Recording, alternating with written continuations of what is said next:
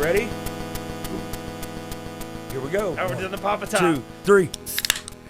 Feels so official. What's up, man? What's up, dude? Thanks for sitting through our hectic Sunday morning. Easy like Sunday morning. We're hydrating Yes. with canned Skittle water. Yeah. It's so weird being a sparkling water, liquid death connoisseur instead of the other stuff. Sober living. It's so weird. I don't recommend it. Dude, I kind of do actually. Like we were just talking about getting older, and this weekend has been. I've had 6 hours of sleep this whole weekend. We had a show at Full Moon Records. Shout out to Justin. Full Moon Records. Have you been yet? Not yet. I've been watching. I stalk everything online. Sure, dude. It is. There's something magical going on inside that place. It's got that, just. It's chaos in there. You're like, fuck. And I mean, now's the time for it. It is. The scene here really needs a new spot. Yes. It's in Conway, which is that's doable. It's doable. Central Arkansas still. It's Yeah. like 40 minutes ish for most people. It's close. Yeah, it's doable.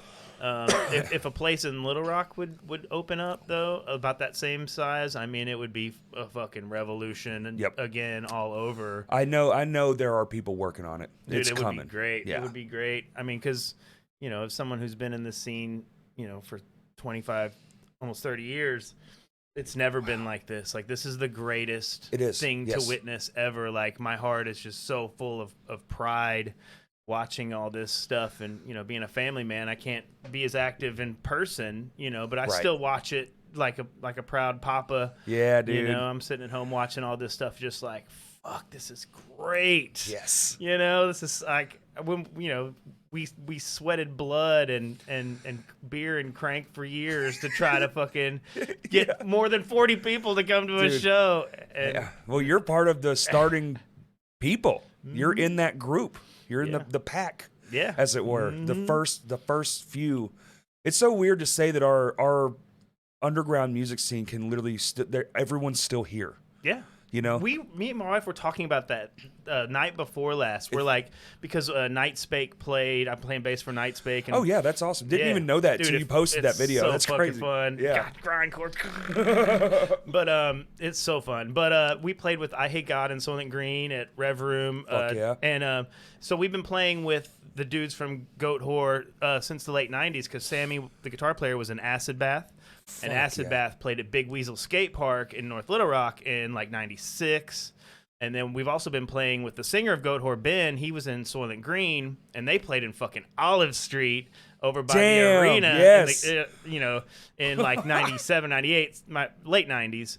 And so we've been playing with those dudes for that long. And me and my wife were talking about, it's like, it must be weird to come to Little Rock because like when you go to Portland or Denver or LA, you have all these export people that were imported in, that people that moved there from other places. But when you come to Little Rock, it's the same motherfuckers. If anything, it's their kids now too with them. Like fucking, we looked down in the pit while Goat Whore was playing, and there was like all of the people that we grew up with.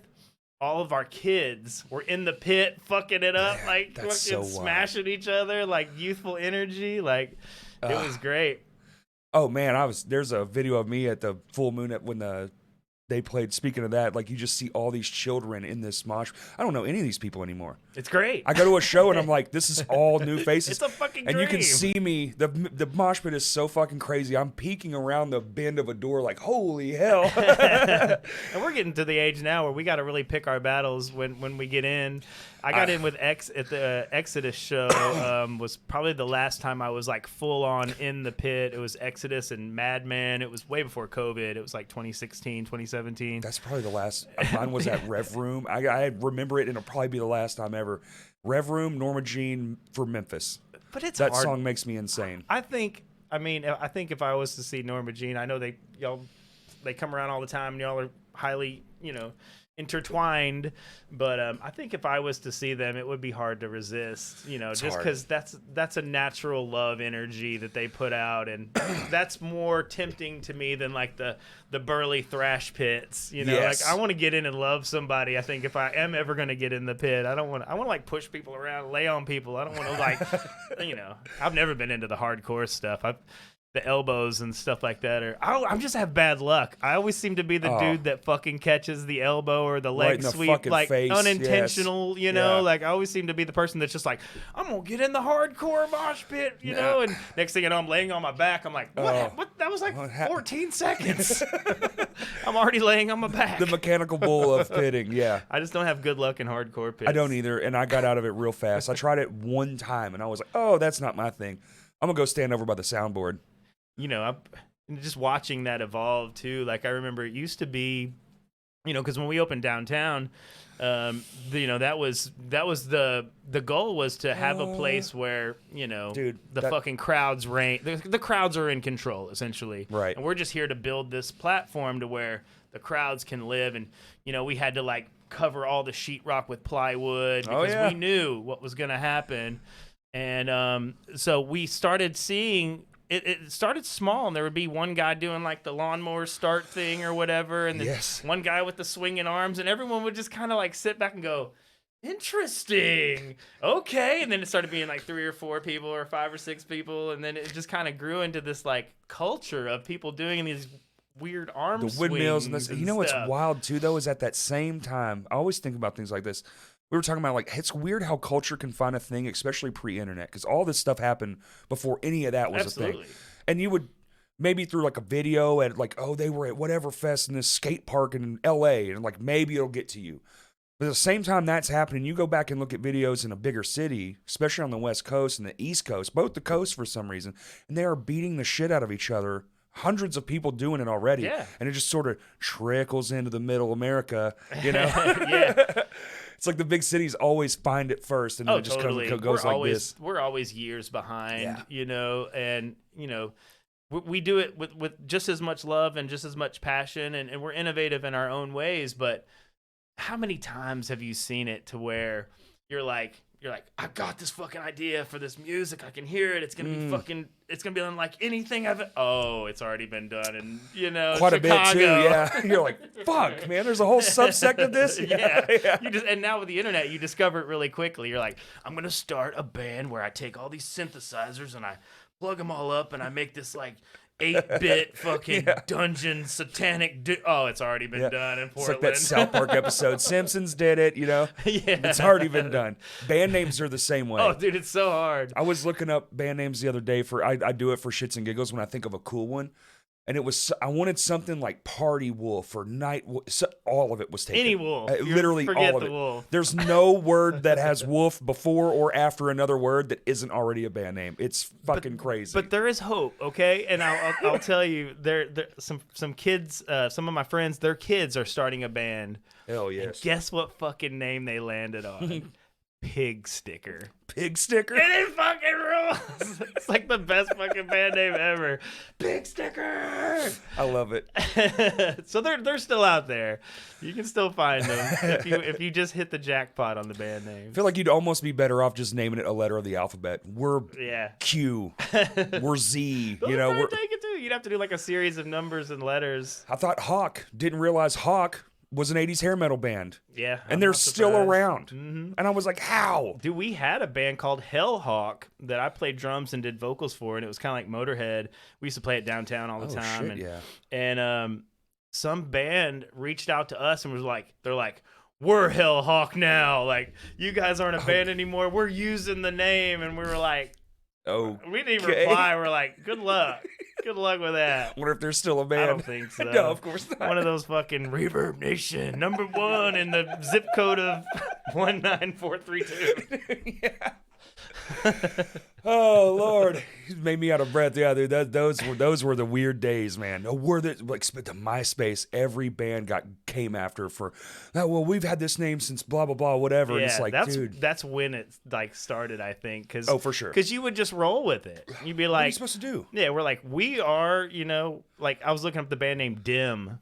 You know, because I was thinking about dim lights. Right. I was like, there's Dim would be a kick-ass name for like an atmospheric, you know, some kind of doom, you know, metal thing. And I was like, Dim would be a great name. Looked it up, and there's like a couple bands called Dim. But back in the day, you wouldn't have known. You would have just been like, we are Dim now. And unless they were 5 other published, Dims. right? Yeah. You know, or you got some, or you were in. There was always those dudes who, like, for some reason, were in like that weird zine culture where like they just had access. They had, well, I go to this fest and I picked up 20 from 20 different people and I sit down and religiously read them. Yeah. There's a few, but man, there's probably like 2. You know, people that can be like, yeah, I did that. This town needs a zine too. Y'all make a There is one zine. at Vino's now. Okay, good. It's under the staircase. Someone is doing it. I don't know who's doing it. Good. Maybe it's Jackson. I don't know. But it's in one of those, repurposed paper boxes since they don't have that shit anymore. Yeah. And you just pull it open. It's under it's very unassuming. You wouldn't even know it's there, but they're doing it. Good job, whoever you are. It's a neat thing. Yeah, zines are important, man. I mean, not even just for music, but for art. Art, you know, and that's where the integration, lives. Is one page is this fucking crazy drawing, and the next page is like an interview with a band, and every town, seems to still be pumping some out. I'm glad to hear that we are here. Yeah, absolutely. That and it just being a multi-artistic person, I love when all the things can be at the same thing. Yeah. Whether it's a show or whatever, you do they would do a thrifting event and have a band, and then there's a guy painting a painting in the corner. It's like, this is fucking heaven. Mm-hmm. And that stuff seems to be happening a lot around here. Yeah, I love the crossover shit. Like the wrestling, dude. It fucking rules, dude. Were you there last night? I didn't. I was going to go. I put my jeans on. I was like, I got my car keys, and I was like, well, I'm just gonna pick up some tickets online, unavailable. And I was like, surely it's probably fucking sold out, because the first one was fucking, packed. Second one packed, and I was like, surely by this one it's gonna be sold out. So I was like, I don't want to go up there and not get in, except my feelings will be crushed. Was it sold out? Yeah, but you would get it. I probably could. Come on, man, you would have got in. You just tapped me on the shoulder. I'm like, come on, dude. We'll beat up Trey, and you'll get in there anyway. I watched. Yeah, right. I saw Chris and Buddy at they did a thing at the parking lot outside of Kapow Comics in Sherwood, yep. And we took the kids, and it was so fucking badass. Fucking bad. And to be in Vino's, it's like a fucking dream come true. Have you been yet to one of them? Not one of them. Holy no. fuck. I've watched every second of footage I can find, though. You've been around.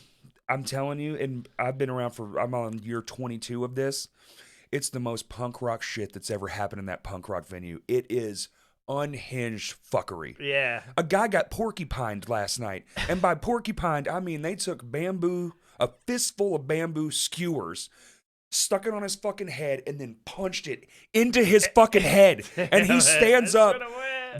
I'll find the footage when this is over, and the crowd just goes, oh! I mean, you're just dangling out of his shirt. Dude, it is unreal. God. Yeah, it's probably one of the most exciting things that's going on in this already exciting world that we have right now. Like, like I love watching all the stuff that that Kurt does, and all the stuff that's all the footage that I can find, because I'm super dad for just a little bit longer. We found that when you have kids, a lot of the shittiness that our parents dealt us, like, we don't want to pass that along. Sure. So we kind of push pause on our hopes and dreams, and focus on our kids for about 18 years, and getting pretty close to the end to where, my kids are now like, go away, Dad. I'm secretly like, yes. So I'm little do you know, I'm cooler than you. yeah. So like, like my daughter, she's like pretty horrified with what I do in a lot of ways, and I'm like, that means I can go do it. Yes. That means she doesn't want to. She's cool with me not being around. So they're not as needy in this age, and so I'm. What are they, probably like 15 or something? Well, I've got an 18-year-old son with special needs, and then I've got an 11-year-old daughter, and she's the one that's starting to really.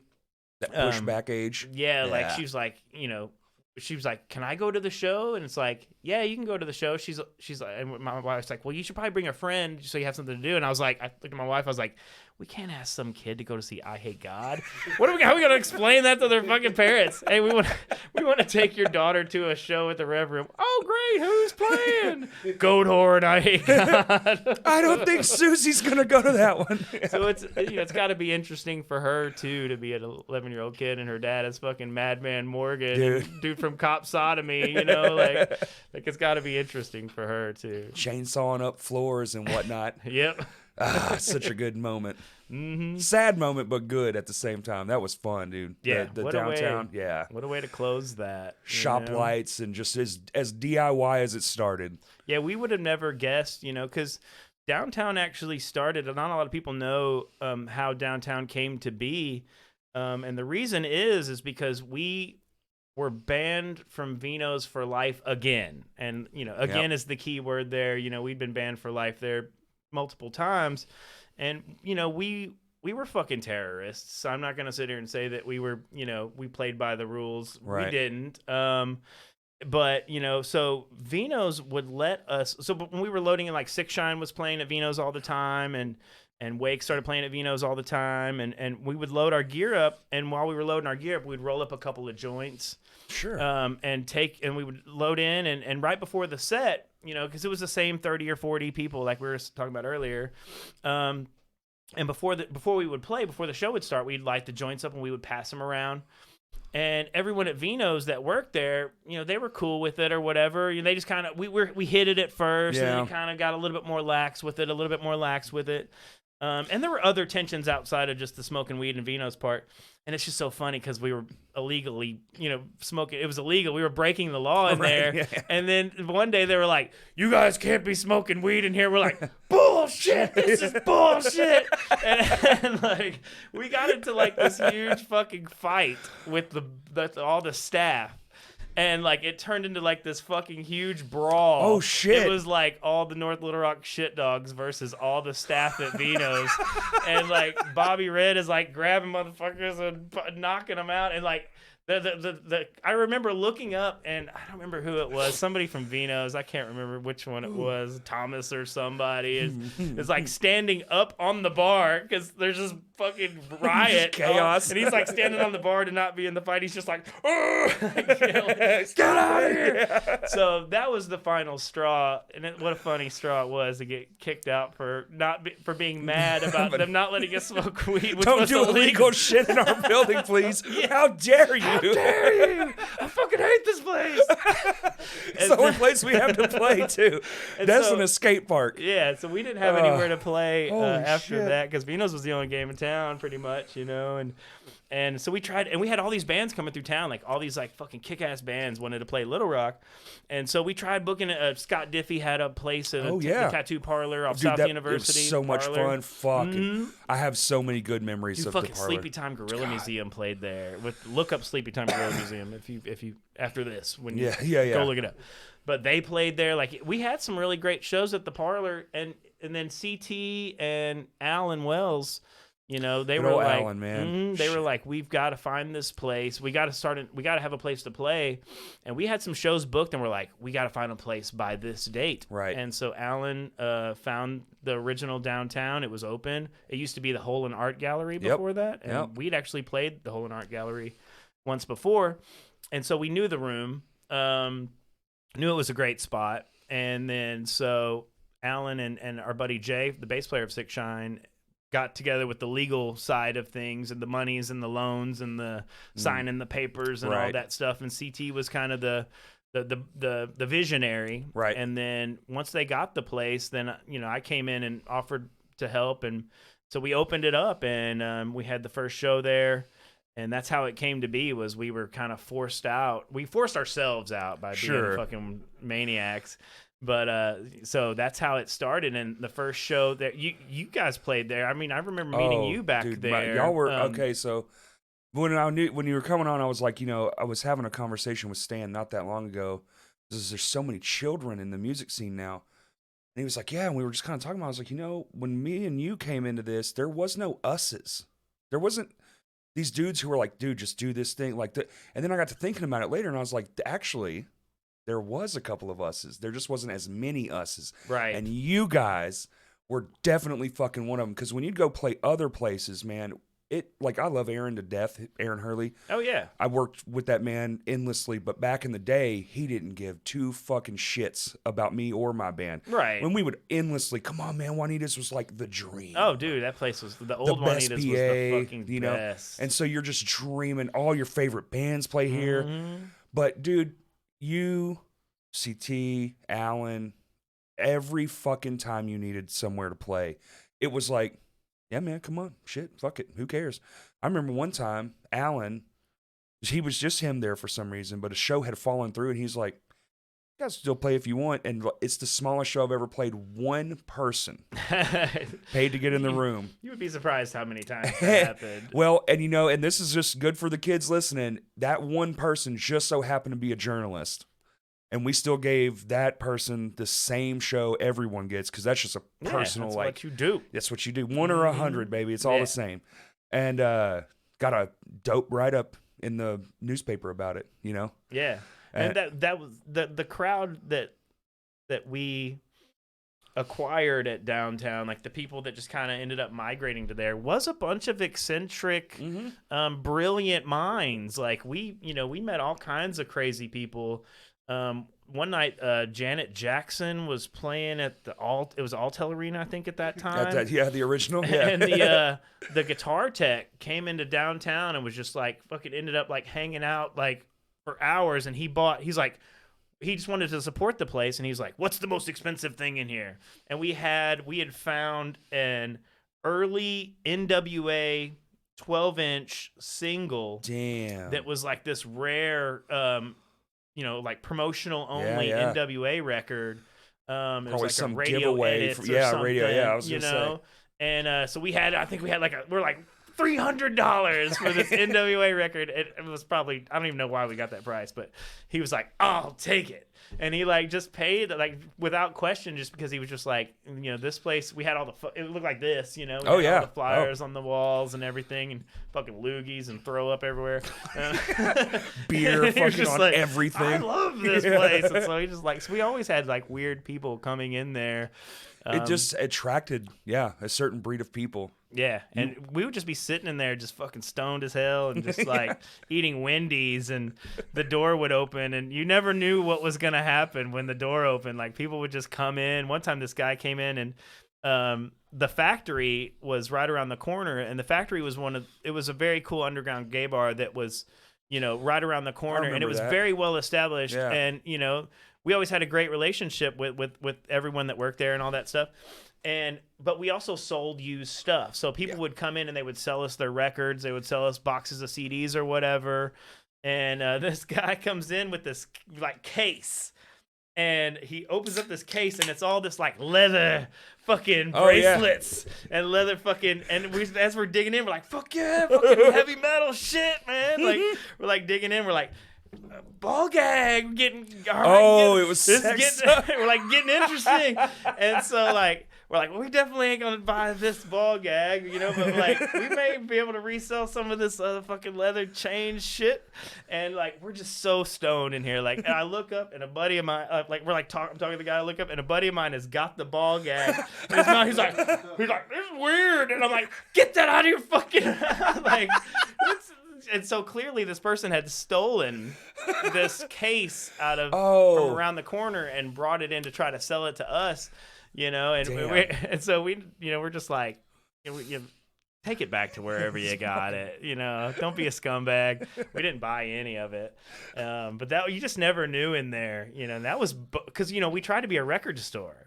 Even though that was kind of a front. We were definitely coming in there. I remember I told somebody the other day, I was like, I'm old enough to remember when downtown music was Downtown Records and more, or whatever that downtown original music and records. Music and records. Because we had to say that to get the landlord to allow cool us to have the space. Like we were like, we're gonna be a record store. We're gonna be a record store, and then we're gonna have some shows in the back, maybe. And that's why the stage was in the back. Yeah, like at the first couple, the first year. Because we had to put it in the back because we had to kind of hide it. Man, I don't know how on the ground floor I was playing there, but apparently pretty soon. Yeah, so the stage was only in the back for maybe like a year or so. I definitely played on it a handful of times. I remember when y'all changed it, next show that we came back and played, I was like, oh, damn, it's all different. Dude, it sounded so fucking horrible in that back room because it was just tall and the wall was right there. Right so you're there. Just playing to the wall that Alan, he actually, very fortunate that he trusted my vision in a lot of ways. And he was about to go on vacation. Him and his wife were going to go somewhere. And he's like, I was like, while you're gone, I'm gonna move the stage while you're gone. Just hear me out on this. And he's like, what do you mean you're gonna move the stage? And I was like, I'll show you. And so I took all the record sleeves that didn't have any records, and I laid them all out on the floor where the stage ultimately became when it was by the front door. Right. And I was like, see this? Like, you'll come in and it'll kind of be weird because you'll have to come in and then walk around, but we'll use the back door as the front door. You'll park in the back and you'll come in. And he was just like, I don't want anything to do with it. If I come back and the stage is here, we'll see how it goes. Right. And so as soon as he left, we got a bunch of buddies and with saws and fucking built the stage and moved it up to where it was. And dude, it sounded so fucking good when the stage was really by did. the front door. I mean, anyone that came there will tell you that fucking room sounded great. More full, more robust sound, just boom, thick. Always sounded shitty on stage. That's just yeah. I honestly, man, the only place and whatever, but the only monitors I ever loved were the old Juanita's ones. Yeah. Dave just had a way, but they had that bass one because I'm a drummer. Well, you're a drummer too. Mm-hmm. When you have the bass one too, fucking come on, dude! I loved playing the old Juanitas when they moved it and got all weird, buff, angry dudes, pushing you around. They were being aggressive to us when we would go in there. They'd be like, "Oh, what the fuck you doing?" Instead of being like, "Hey, have you paid yet?" They'd be like, "What the fuck? Where the fuck you going, man?" That was a sad state of affairs, man. That was great when they painted over the mural on the wall of the old Juanitas. What the fuck, man? That was the death nail. That was the. It was a blow to the whole scene. It was. Dude, it was an insult. When that's the biggest story of the week, you fucked up, man. You fucked up. You should have never did that. Painted over the mural at Old Juanita's. Go to hell. It'd be like if Vino's painted over the back wall on the stage. What the fuck are you thinking? Yeah. Some things you just don't touch. You just don't touch it. Freshen it up, maybe, if the paint's peeling, whatever. Right. Get the artist back in here if they're still alive or someone who's good enough to do it. But dude, even when they opened South on Main, and I went in there, because Matt Bell was running South on Main, and so the food was great. It kind of declined after that. Mm-hmm. But even when I went in there, and when Matt was running South on Main, Lights Inside the Woods, I played a set there one time, and how was it playing there? Was awesome. They had great active PA, EVs all on the front. All the powered stuff. Sounded great. Sounded fucking great. And the food, of course, was great. Yeah, but I was angry the whole time because the mural wasn't on the wall. It was just stark white, wasn't it? Something. Yeah, I was just I remember just being just bitter. It's just so fucking iconic, man. Mm-hmm. And what happened to the rest of that place? Do you remember the upstairs? It was a whole apartment up there. Tedford had a studio up there and everything. That's where Wolfman started, was upstairs. Yeah. We used to go up there all the time.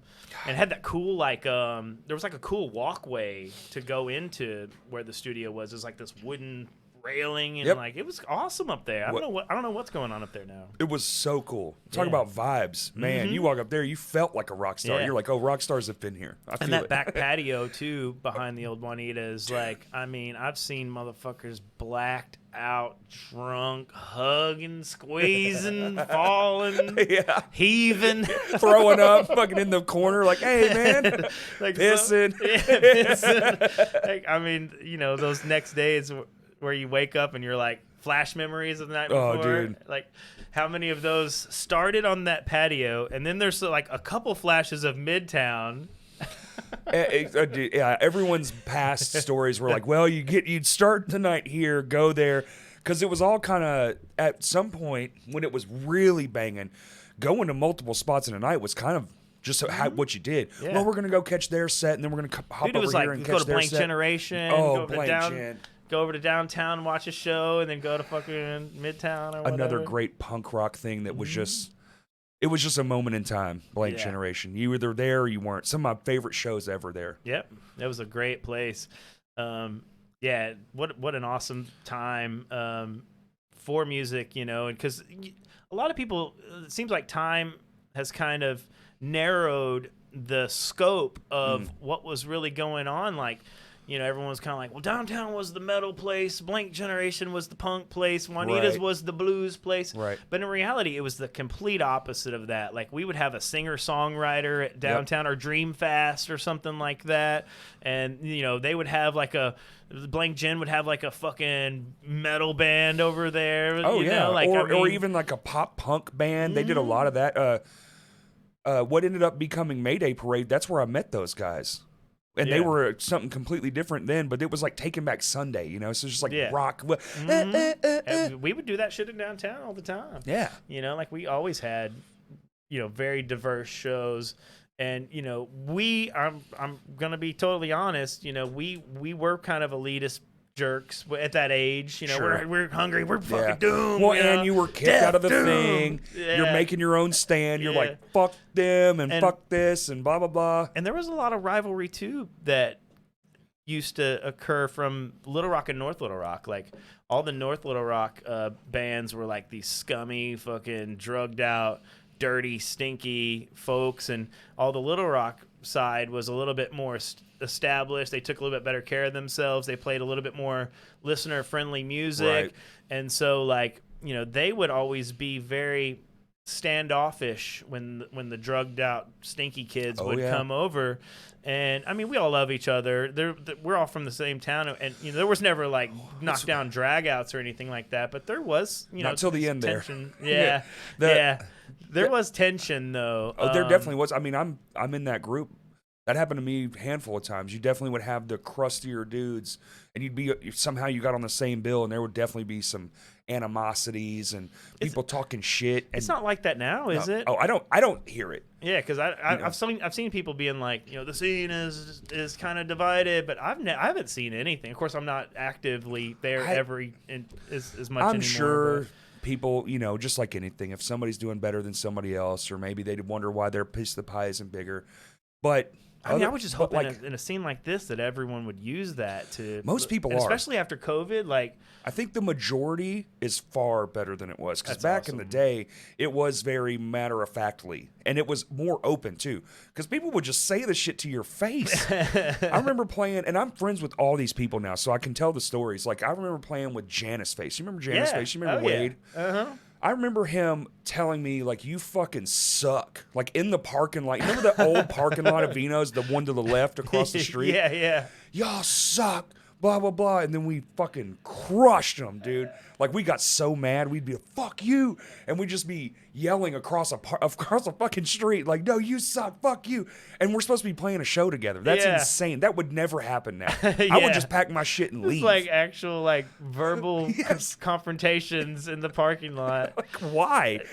I mean, I'm glad to hear that it's not that, you know, and I hope that everyone uses these opportunities that we're getting now, where, you know, and a lot of it, you know, COVID it was really great for the scene, as nightmarish as it was at the time, and luckily we had folks like Kurt.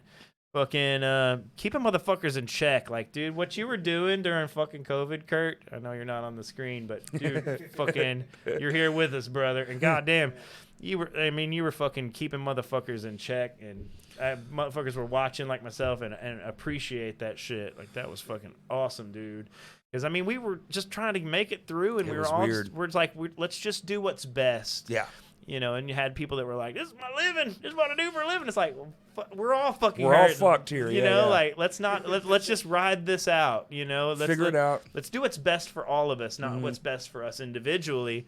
And anytime anyone would step out and be like, "It's about me," Kurt would just fucking slay them. Yeah. Every time I see Kurt in the thing, like, I'll see something, right? I don't pay too much attention. I try not to, because I'm very compartmental in my brain. So if I start to focus on something, I'll lose focus on another thing. So I'll see it and I'll go, "That's too much. I got to just keep on scrolling." Like, I can't. If I get in, emotionally prepared. yeah, I'll for just this be in now. it for like 3 days, and I got to work and shit. I Dude, can't do it was so terrible. Like, I mean, at first, like, I was like getting fucking people were threatening to like come to my house, and because I was on the THV fucking Facebook comment section. Oh, well, that's not where you want to be. That's going to ruin your life, these bro. fucking Trump motherfuckers just being like, fuck, your breath smells like cigarettes and pork chops, bitch. Fuck you. And like, she'd be like, my brother's a cop. He's going to come to your house. And I remember just being like, I got to get off these Facebook comment sections. That shit will give you a heart attack, dude. I'm so mad. So mad. Like mad at people you'll never meet them, dude. You'll never meet them, and you'll never and you live in the same city. You'll never see these people. And it was just amazing how many fucking right-wing nut jobs were just sitting at home all day on these things. You're just on these comment sections. You're just like, the whole world is fucking. How the fuck are y'all not at work? Mm-hmm. Well, during COVID, I had to work. Because I guess building houses was necessary. Yeah, so you didn't get the... The only thing that was nice, man, is it was you were alone. Because they wouldn't let... even in that area, which you would think no one would have gave a fuck, but it was still kind of like, oh, they have a whole crew in there, you come next week. So they were sectioning it off week to week. Because normally it's like, put 50 motherfuckers on it, we're behind schedule. But there really wasn't... You couldn't really have that during all that shit. I actually got COVID in someone's house. Like, it was a remodel. Their kid brought it home. They didn't decide to tell me till the end of the day. And I was like, man, what the fuck, dude? So anyway, it didn't matter. I got it. I just went to work. I was like... Was that early? Like Alpha? No, this was it Omicron late. This was, or whatever? This was towards we were almost done. But that was weird because, I worked the whole time. Never... I was just fucking like... but I'm alone. It was kind of fucking sweet, dude. It was... I got more done because I work in retail. Retail's shut the fuck down. Yeah, y'all were just doing like my boss was like, "Who wants to go home for till we figure this out?" I was like, "Me," because I got a whole fucking I got a whole studio in my house. I was like, I would love to go home. And we were doing live streams and sending files back and we got really good at the file sharing and all that stuff during that. I'm starting now to learn how to do all that. Oh, it's easy. I can help you. Anytime. Oh, dude. Hell yeah. stems. Send me your stems. Yeah. The stem thing, and you load it up. Anyway, that'd be for after this. But I'm definitely trying to get where I can just work more on my music. Just like, I got this riff. Put a little fake drum beat, send it off to another person that's, hey, add drums to this. You know, something like that. Yeah, dude. It's another thing that COVID has done, or the COVID forced us to step up and do as a society is deal with the latency issue of long distance jamming. Before it was always a thing. Like, you'd see these ads or whatever, jam remotely with your buddies across the country or whatever, but it never fucking works because there's this huge latency issues. Yep. And so with COVID, of course, everybody was Zoom and live stream and Google meetings and all this stuff, and so everybody was trying to figure this latency stuff out, and they made quite a bit of ground. My guitar player who lives in Miami, guitar player for Rwake, John, he also plays in this band called Proto Men. Oh, okay. And Proto Men's fucking awesome if you're into 80s Comic-Con type, kick-ass. They're fucking awesome.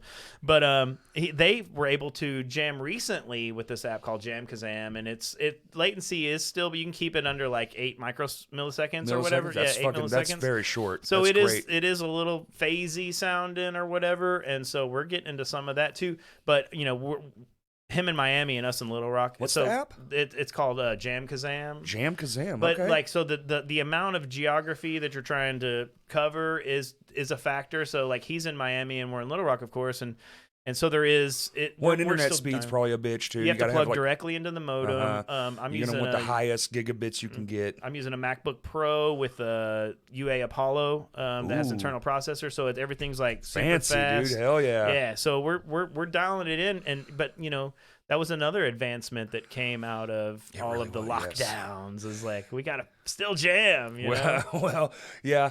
Oh, so all the content still has to come out, or people will lose their fucking minds. Mm-hmm. That's what the live streams were almost instantaneous. Yeah. Tedford started doing them almost day one. Yeah. He was like, "Well, I've got these cameras," and kind of. I don't know if he was already starting to tinker with it. Well, he used the cameras for his his control room. Yeah. So he can communicate with the other rooms and stuff. So that he already kind of had a lot of that stuff going. Yeah, we did one. We were the guinea pigs actually. We were the first one, and he was like, "Come in, we're just gonna try." I was like, "Sick, let's do it," and it was fun as fuck. Yeah. Yeah. And I still think there's a place for that. That's what I was about to say. I don't know why we all just went. I know it's because we want to get out of the fucking. We all just spent a year and a half inside. Yeah. Like, sure, but I haven't like thought about it enough, I guess, to. Oh, what if you know. Because, every Time I Die was doing them pre all this. Yeah. They were kind of ahead of the curve with that. They did Tids the Season, and they would have live stream it, and you could buy tickets to go to the physical thing or just watch it, and they would have, like, commercials and shit. Dude, I mean, NPR fucking Tiny Desk concerts. Which are awesome. Or live at KEXP or whatever. Right. Like, I mean, this is something that has a lot of value. Yeah. For artists, like I mean, and Audio we've Tree. got Audio Tree. Like we've got the technology. We don't need to just abandon it because COVID's over. Like I agree with you 100%. Yeah. Like, and if there was a new venue or something like that, like it would be great to incorporate that. I just wonder that. Okay, there you go. If a venue, I played in a venue in Nashville many moons ago, and they were streaming back then. Mm-hmm. Dial-up shit. It was terrible. It was a Panasonic. Remember the Handycam? Remember the Handycam era? It was like tight in your palm. Yeah. It was one of those in the ceiling, just pointing at the band, and you could log into their website, and they just had it on a feed. When they opened the door, it was just on. Yeah. And we had 6 people in the room and 34 people online. And it was free. But now you can paywall the shit. It's like, I get it. You have a family. Like, dude, you're a great case for that. You're just like, I've got these kids. I don't really necessarily want to get out of my house trying to be a parent. But if it was just on in the background, pay $5. Even if you kept it cheap as fuck, a $5 ticket's great, and I can still be home and cook spaghetti for my children. Yeah, you know? Absolutely. Put it on the fucking big screen in the fucking living room. There's got to be something. But the only thing I wonder is, do people start, I can just pay $5 and just, you think it would kind of take away from it? Because people they don't need another reason to just stay at home. Right. Yeah. That's the only thing I wonder about it. But so far, especially if you look at this weekend, I mean, we played Friday night, and there was a show at every single venue in the Central Arkansas. Yeah, every great single shows one. all around. Wild. Mm-hmm. Yeah, I love it. I fucking love it. It's a dream. It's what we always hoped for. Literally, this whole time is what's happening right now, and I would just hope I hope we understand it, appreciate it, preserve it, use it. Let's get more bands. We need more bands. We need more friends. More styles, more genres, more venues. More mixed venue. Yes. Mm-hmm. More mixed shows. Like more not studios. Just, studios would be great. Yeah.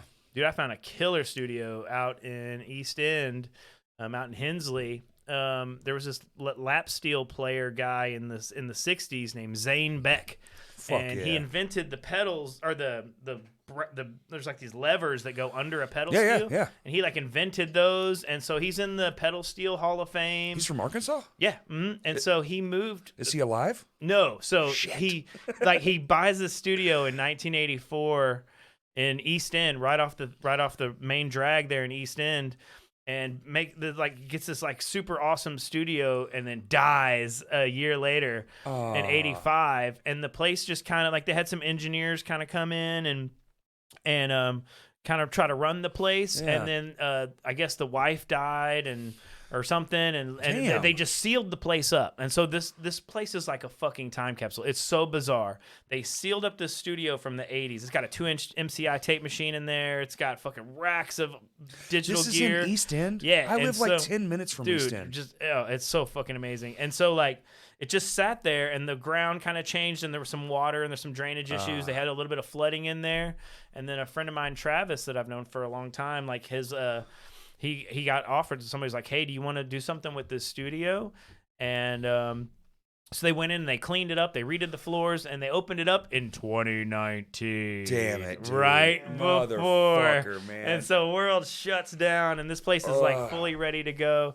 And so now it's open, it's ready. It's okay, awesome. Yeah, it's called East End Sound. If anybody wants to, I'm gonna start doing some records out there. I gotta go look at it. Yeah, you gotta. I live right down the fucking road, dude. It sounds amazing. They have a really great drum room, which is one of the things that this city is kind of. It's the hardest thing in the world, man. Yeah, they got a great drum room in there. Have you done anything there yet? We've been there a couple times. I had Lights Inside the Woods practiced / kind of did some test tracking out there. there. Yeah. Fucking sounds great, dude. The fucking drums sound so good in this room. Like, live drum room. It exists. We can do this. Like, you know, I don't have a lot of free time because of all the stuff that I'm doing and working 40 plus hours a week and super dadding. And, you know, we do a lot of hiking, kayaking and stuff. And, you know, so I don't have a lot of time, but if anybody wants to go out there, hit me up. We'll fucking go out there. I need to go out there. I'm just that'd be stupid not to. It's right down the street. Or, you know, the guys, Travis, the guy that's running it, and Justin Velte, he's been around for a long time. Awesome guitar player. He engineers there too. Just find us and hit us up. We'll do some fucking records. Dude, that sounds awesome. Holy shit. Dude, that place is killer. It's fucking killer. I love a good studio. But I'm, you know, a little bit older, so like, you know, nowadays a studio to most, I would assume kids, is just a MacBook with right. And dude, any DAW, you know. So I fully Reaper. recommend this trend to continue. Like, fucking record yourself. Fucking get in there. Fucking get some mics. Fucking get a good interface. Like, record your band. But I always just think, my personal opinion is, when it's time to make a record or an EP or something you want to release, take that pressure off the guy in your band that's like, I'll record it. Don't put him through that shit. Fucking let him focus on his fucking playing. Yeah. And let somebody else fucking Produce the thing. push the buttons and worry about why the fucking, oh shit, this is this and this is that. Like, we got to fix some shit.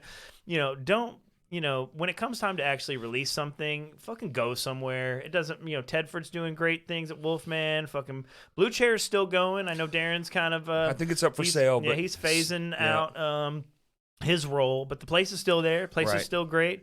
I mean, there's a lot of I've made a couple of things at Darren's spot. Yeah. And you know, and like, you know, we're starting to figure out too, as metal dudes and heavy music dudes and ladies, is, you know, it's okay to just track somewhere and then send it out to get mixed by a fellow, absolutely, a peer of your music. Like, you know, if you're playing in a fucking 80s death metal sounding band, track locally and then send the stuff to, you know, a producer that's set up for that, because the mixing and mastering is technically more important than the tracking when it comes to making a great album. Which that's where you're tracking all the tone. You already know what you want it to sound like. So as soon as it sounds like coming out of a speaker, tracking is just how good are you? Yeah, you know, that's all that boils down. But then bringing it to life, the mixing, like making everything sit right, and then that polish, you know, where making everything fills the room. Yeah, and as long as you've got solid tracks recorded with solid mics, good mic placement, you know, good preamps, and everything is labeled and everything is correct. Like, as far as like when you send it to someone, they can make sense of this. Stems, you know, your not stems. Track 1, 2, 3, 4, 5, 6, 7, 8, 9, 10, and then they're like, "This is guitar, but which one? Left, right?" Yeah. So as long as you make it easy for the mixing engineer, like, that's the way. You know what's good too now is, like, with the stuff, they're way more accessible. There are mixing engineers and mastering engineers that you can get that used to, there was no fucking way you were getting to these people. And now you can just be like, and they'll listen to it, and you know, they get to decide whether they want the project or not. But a lot of times they'll just do it. Like Matt, that was responsible for all those early Christian core albums that everyone loves, the Norma Jeans, the Chariot, they all went to Goldman's studio, right? Well, now Goldman's studio, it was this huge place, and now it's just him. Yeah. He just comes to you. He tracks right there with you in your room. You set up. He brings his mics and his computer. Yeah. Hell yeah. Rolls in some rack cases. And literally, dude, and just go. Like, how fucking sick is Matt Goldman? You can have a Matt Goldman record from your fucking garage if you need, you know? Yeah, you that rules. Pay the dude's bills and he's good. Like, wow. Yeah. I mean, and you know, like, having a place like East End is cool too, because like, you can capture room sound, and I know room sound can be easily simulated now. You know, there's all kinds of reverbs and softwares where you can recreate Abbey Road Studios. Oh, yeah. You know, like, there's all of this, and the technology is great, and it does sound good, but nothing compares to a good drum room. Nothing. I'm telling you, we have real drums on our record we're putting out. It's like the best, because I listened to it with the stuff that we did, which is still great. I'm not knocking it. I still love it. But there is just that subtle, nuanced difference between the two things. And I mean, they were so sick, I sampled them. I stayed an extra hour and we went through the process of getting every single piece of the kit sampled so I can go back and use it for Fuck yeah. demoing purposes. Hell yeah. Hell yeah, dude. I mean, that's a testament to the drum sounds y'all got on at that time. It's so wicked. I'll send you one of the songs. It's so wicked. It's unbelievable. I cannot believe. When we were done, I almost cried. I'm to the age now where I just cry about fucking everything. I'm real sentimental. I fucking cried on stage Friday. I'm not gonna lie, dude. Hell In front of 100+ people, I was just like, man, living. damn. Living to the max, you know? It's just funny to me. I used to be kind of a hard ass dick, you know. I was a bit of a shithead, of course. I mean, I think that a lot of that's youth, you know. Yeah. You're way more militant about your beliefs. Well, you know, the times were just different too. Life was a little tougher, and we were poor as fuck, so I had to scrap for everything, you know. But now I'm just like, you know, it's like, oh, cool. Like seeing all those kids' faces at the shows, you're just like, dude, this is something so fucking special. Dude, what a great time. And they get to come into a thing that's there. You know, your generation built it. My generation came in and went, oh, this is neat. And then like fell in love. And like, we're all kaleidoscope guys. You dudes were the ones like, fuck you, man. No, we're going to open this spot. Then we get all the spots and then the kids fill it up. And then we're all just like, oh, and then it kind of goes away for a while, which fucking sucked. And now all the me's were like, nah, we gotta fix this shit. Cause remember, it was good, remember? And now it's a whole different thing. And it's just fucking unbelievable. Yeah. Yeah, and think how many bands are going to come out of this. You know, like all Already. these kids that were at that show, like Already. What do you think they're going to ask for Christmas this year? We were at fucking bass guitar. Exactly. We were at the fucking Second Life show. The opening band, the youngest dude, I think he was 15. And his brother was there who was 10. And he goes, this is my brother's favorite song. And immediately starts screaming his head off. And I was like, this is it, dude. We're watching it right now. Yeah. Lucidium. Yeah. Lucidium. That's a cool. See? Children. Good band name. Yeah, there you go. That's possible. Yeah, it's a cool name. Oh, dude. Yeah, I started my first band when I was 15. We lucked into a fucking major label record contract. So I was in junior high in Batesville, Arkansas. What the fuck? I'm hanging out at a skate ramp, like huffing gas type rag. Just like, you know, being a fucking teenager in Batesville, Arkansas, what else you gonna do? And this car pulls up and it was some dudes in it, and there's like, we're starting a band. We're gonna sound like it's kind of like gonna be like Faith No More and Red Hot Chili Peppers mixed with Ozzy. Like, we want you to play bass. I was like, fuck yeah. So I started playing bass, and I was 15, and like we had this show at a showcase. Right? It was a label showcase in Memphis called Crossroads Music Festival. Fuck or something. yeah. And like it was our first show ever. I'd played one show before at a church. Weird. But anyway, yeah, so we're playing this like music showcase, and the A&R from EMI Records just happened to be Get there. the fuck out of here, man. And she came up to us after the show and was like, you guys are brilliant. Like, do you want to go back to Batesville and go to high school, or do you want to go on tour, be on MTV? And like, what do you like? And we were just like, well, fuck yeah. So I quit school in ninth grade was my last year.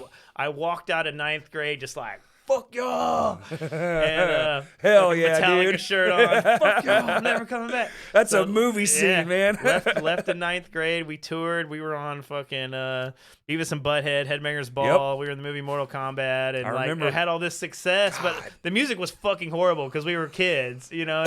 Like the music is terrible, but they saw this youthful energy, and so they were like, they put like tons of budget behind us, and they, you know, we recorded in these amazing studios, and they, and we ended up being on the Mortal Kombat soundtrack, which fucking sold, you know, over 1 million records. Oh, yeah. You know, so like we had all this success, but we realized we started getting older, and we realized we're like, they're taking advantage of us financially, and it's also kind of weird. Like y'all should have been like, millionaires, and you're not. Yeah, we're not getting shit. You know, we didn't get anything from Mortal Kombat, but except some free clothes, but that we stole from the trailers, but during the movie set, but yeah, so like we started realizing we're being totally taken advantage of, and so you know we quit. We're like, we're gonna play the music that we want to play, and so we just fucking left and violated our contract, man. And lawyers came in and we're like, you'll never work in this town again. Or whatever, right? Yeah. And so that was my run-in with the major label record industry. But you know, so I learned a lot about being a kid in the music business. So if anyone's listening that was at the show and is thinking, you're a young kid thinking about starting a band, and just be careful and do what you love. Don't let the labels tell you what to fucking do. Yeah. It's a scummy industry. I mean, there's no doubt about it. We're this close. I mean, they shot their own feet. They're literally sawing off what's left of the last foot they had to stand on. Yeah. I heard now, dude, they're like, they only focus on two things. Now they don't give a fuck about how good you are anymore. That's out the fucking window. I mean, they don't want you to be good. You don't want to set the standard at a Tool or a Mastodon level. They want you to do the work, and then they come in and convince you that you need them. It's like, well, if I did all the work, why the fuck is this the metric you're using to measure my fucking success when I'm the one that did it? I don't need you anymore. Yeah. The only reason you would ever need a fucking label, I think, in this point is distribution, because that shit's hard as fuck. Yeah. Instead of waiting a year or two for a vinyl, which even big bands, I don't know if y'all have noticed, but when they put one out, it's a solid 6 months to a year. Even big bands are waiting a year. You leave the studio, you don't see your test pressing for a year.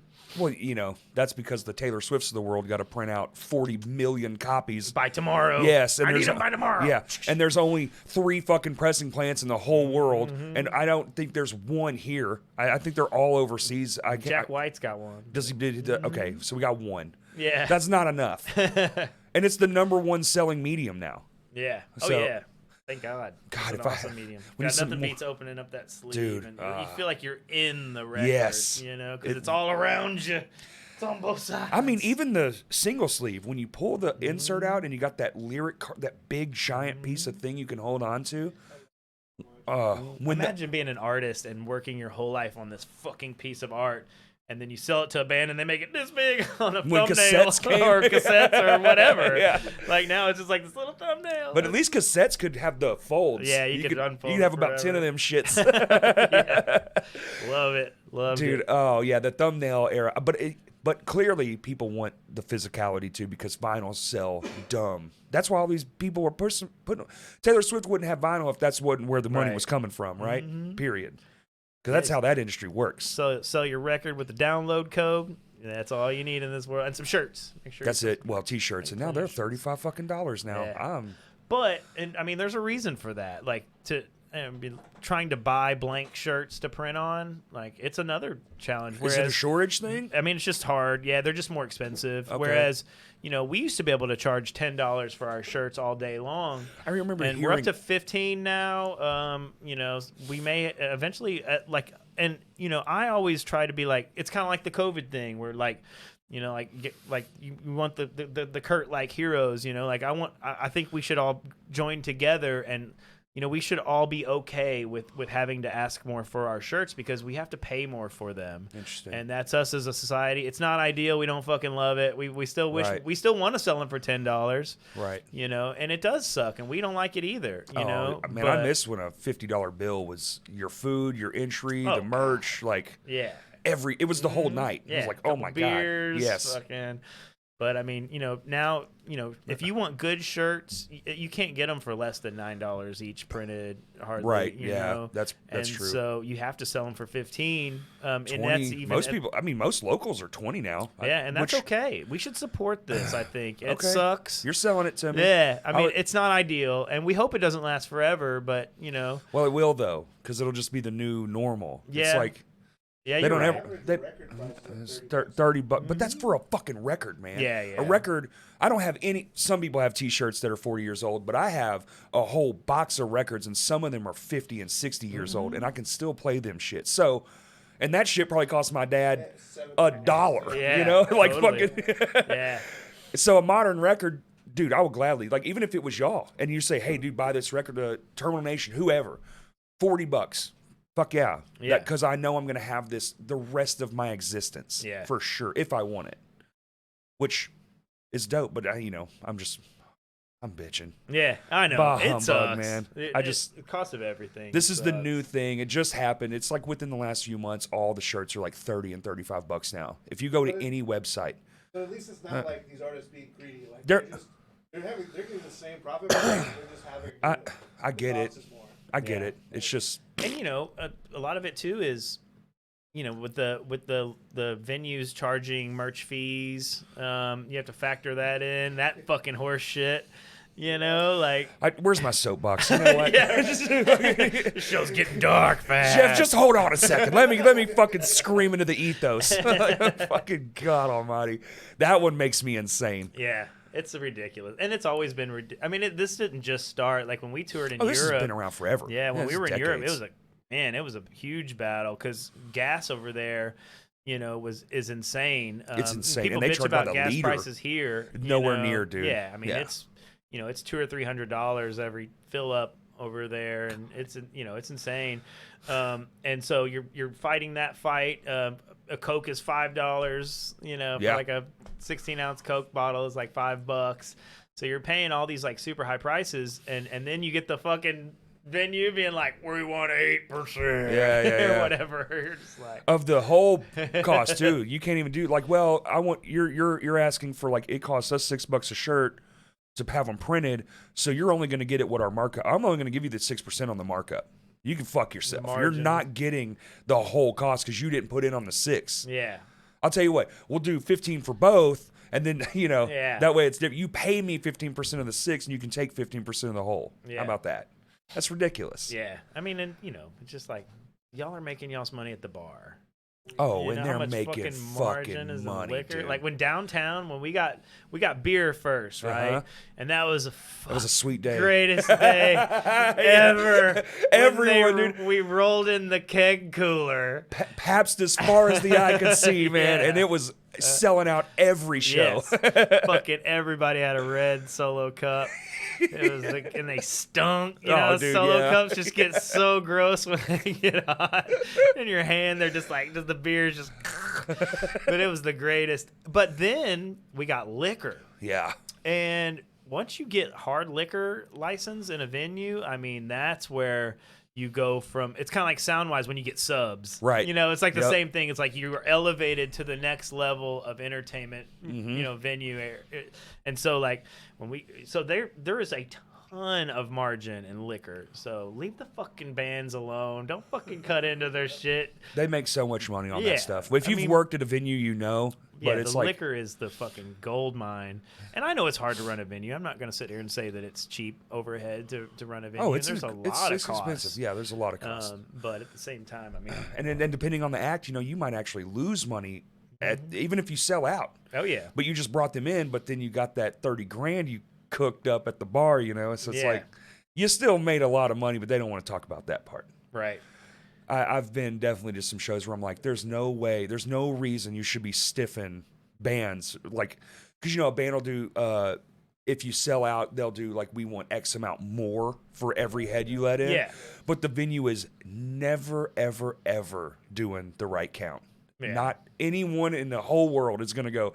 And then we counted out 100 extra paid. So here's your extra Yeah. money. Like Bust none out of them are the clicker. yeah, no. It's like, oh, one paid for 5 people. One, they were a group. That's one. So how is it now? Since I'm not as active in the day-to-day scenes anymore. How is it now with guest lists and people getting in for free? Is it because because the volume of people coming through the door is Yeah. increased?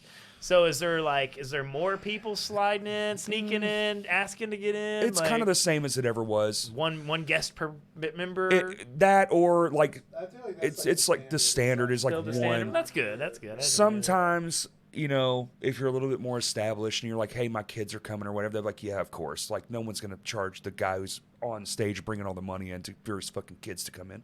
But I think, yeah, 1-to-1. Because if we would have had this amount of traffic in the shows back in our days, like back in the early days, we only made $50. There was 300 people. Fucking all snuck in. Yeah, We were like, damn, all those people paid. Well, fuck, we're going in the back door. Exactly. Yeah. We're fucking sliding in. We'd have a whole fucking section of people that just crept in the side door at I think Vino's. The shows are on track to sell it anyway. Like, at that point. Right. Yeah. Yeah. That's so awesome too. All the fucking shows selling out. Like There's we're so many fucking now. selling. Used to, you would just pray, please God, 50 people, 100. 100 was like, bitch, get out of the way. We are rock stars, we're daddy. quitting our jobs on Monday. Yeah. And now it's like 200 people, and you're like, that was a good show. That was a good show. And you're like, maybe we can do 300 next time. 300? Yeah. Yeah. I mean, like fucking Bongzilla sold out Whitewater. You know, Yeah. like it was just like fucking awesome. It's like what universe are we in? Like this is fucking amazing. Sellouts are almost normal now. It's almost a weekly basis. It's not at the same venue every time, but one of the venues will have a stellar weekend almost every single weekend.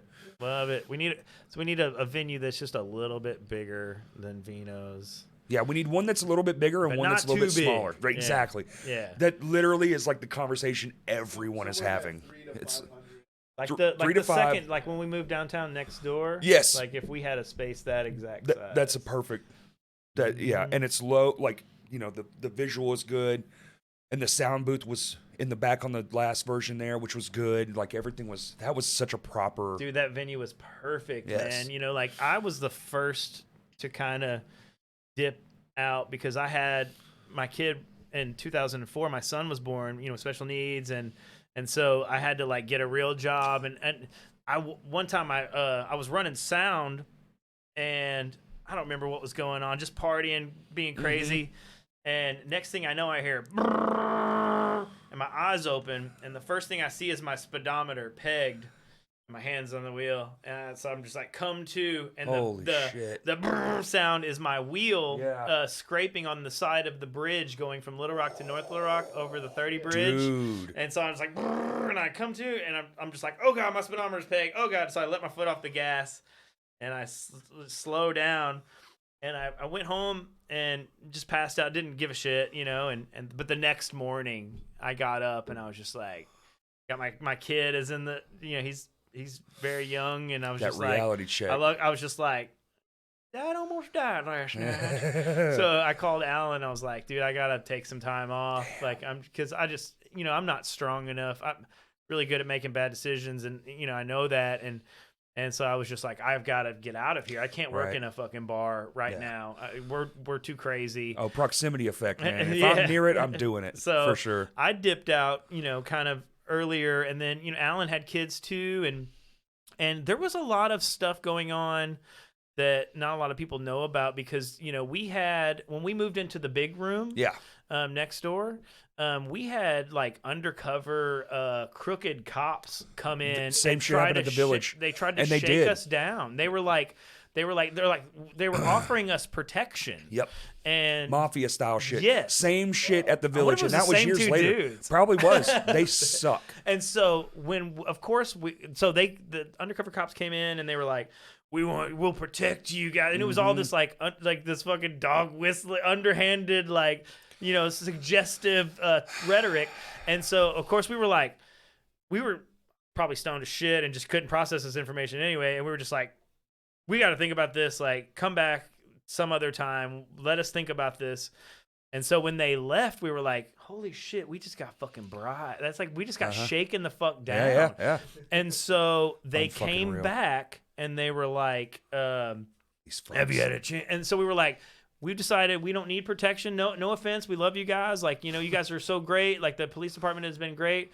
So helpful. And, thank you for your offering, but we're good, and we're going to pass. And they were like, well, we're going to make sure that everyone that's leaving here hasn't had any alcohol, and make sure that and so they parked outside and just sat in their car, and they claimed that they were going to just start popping people as they left. Yep.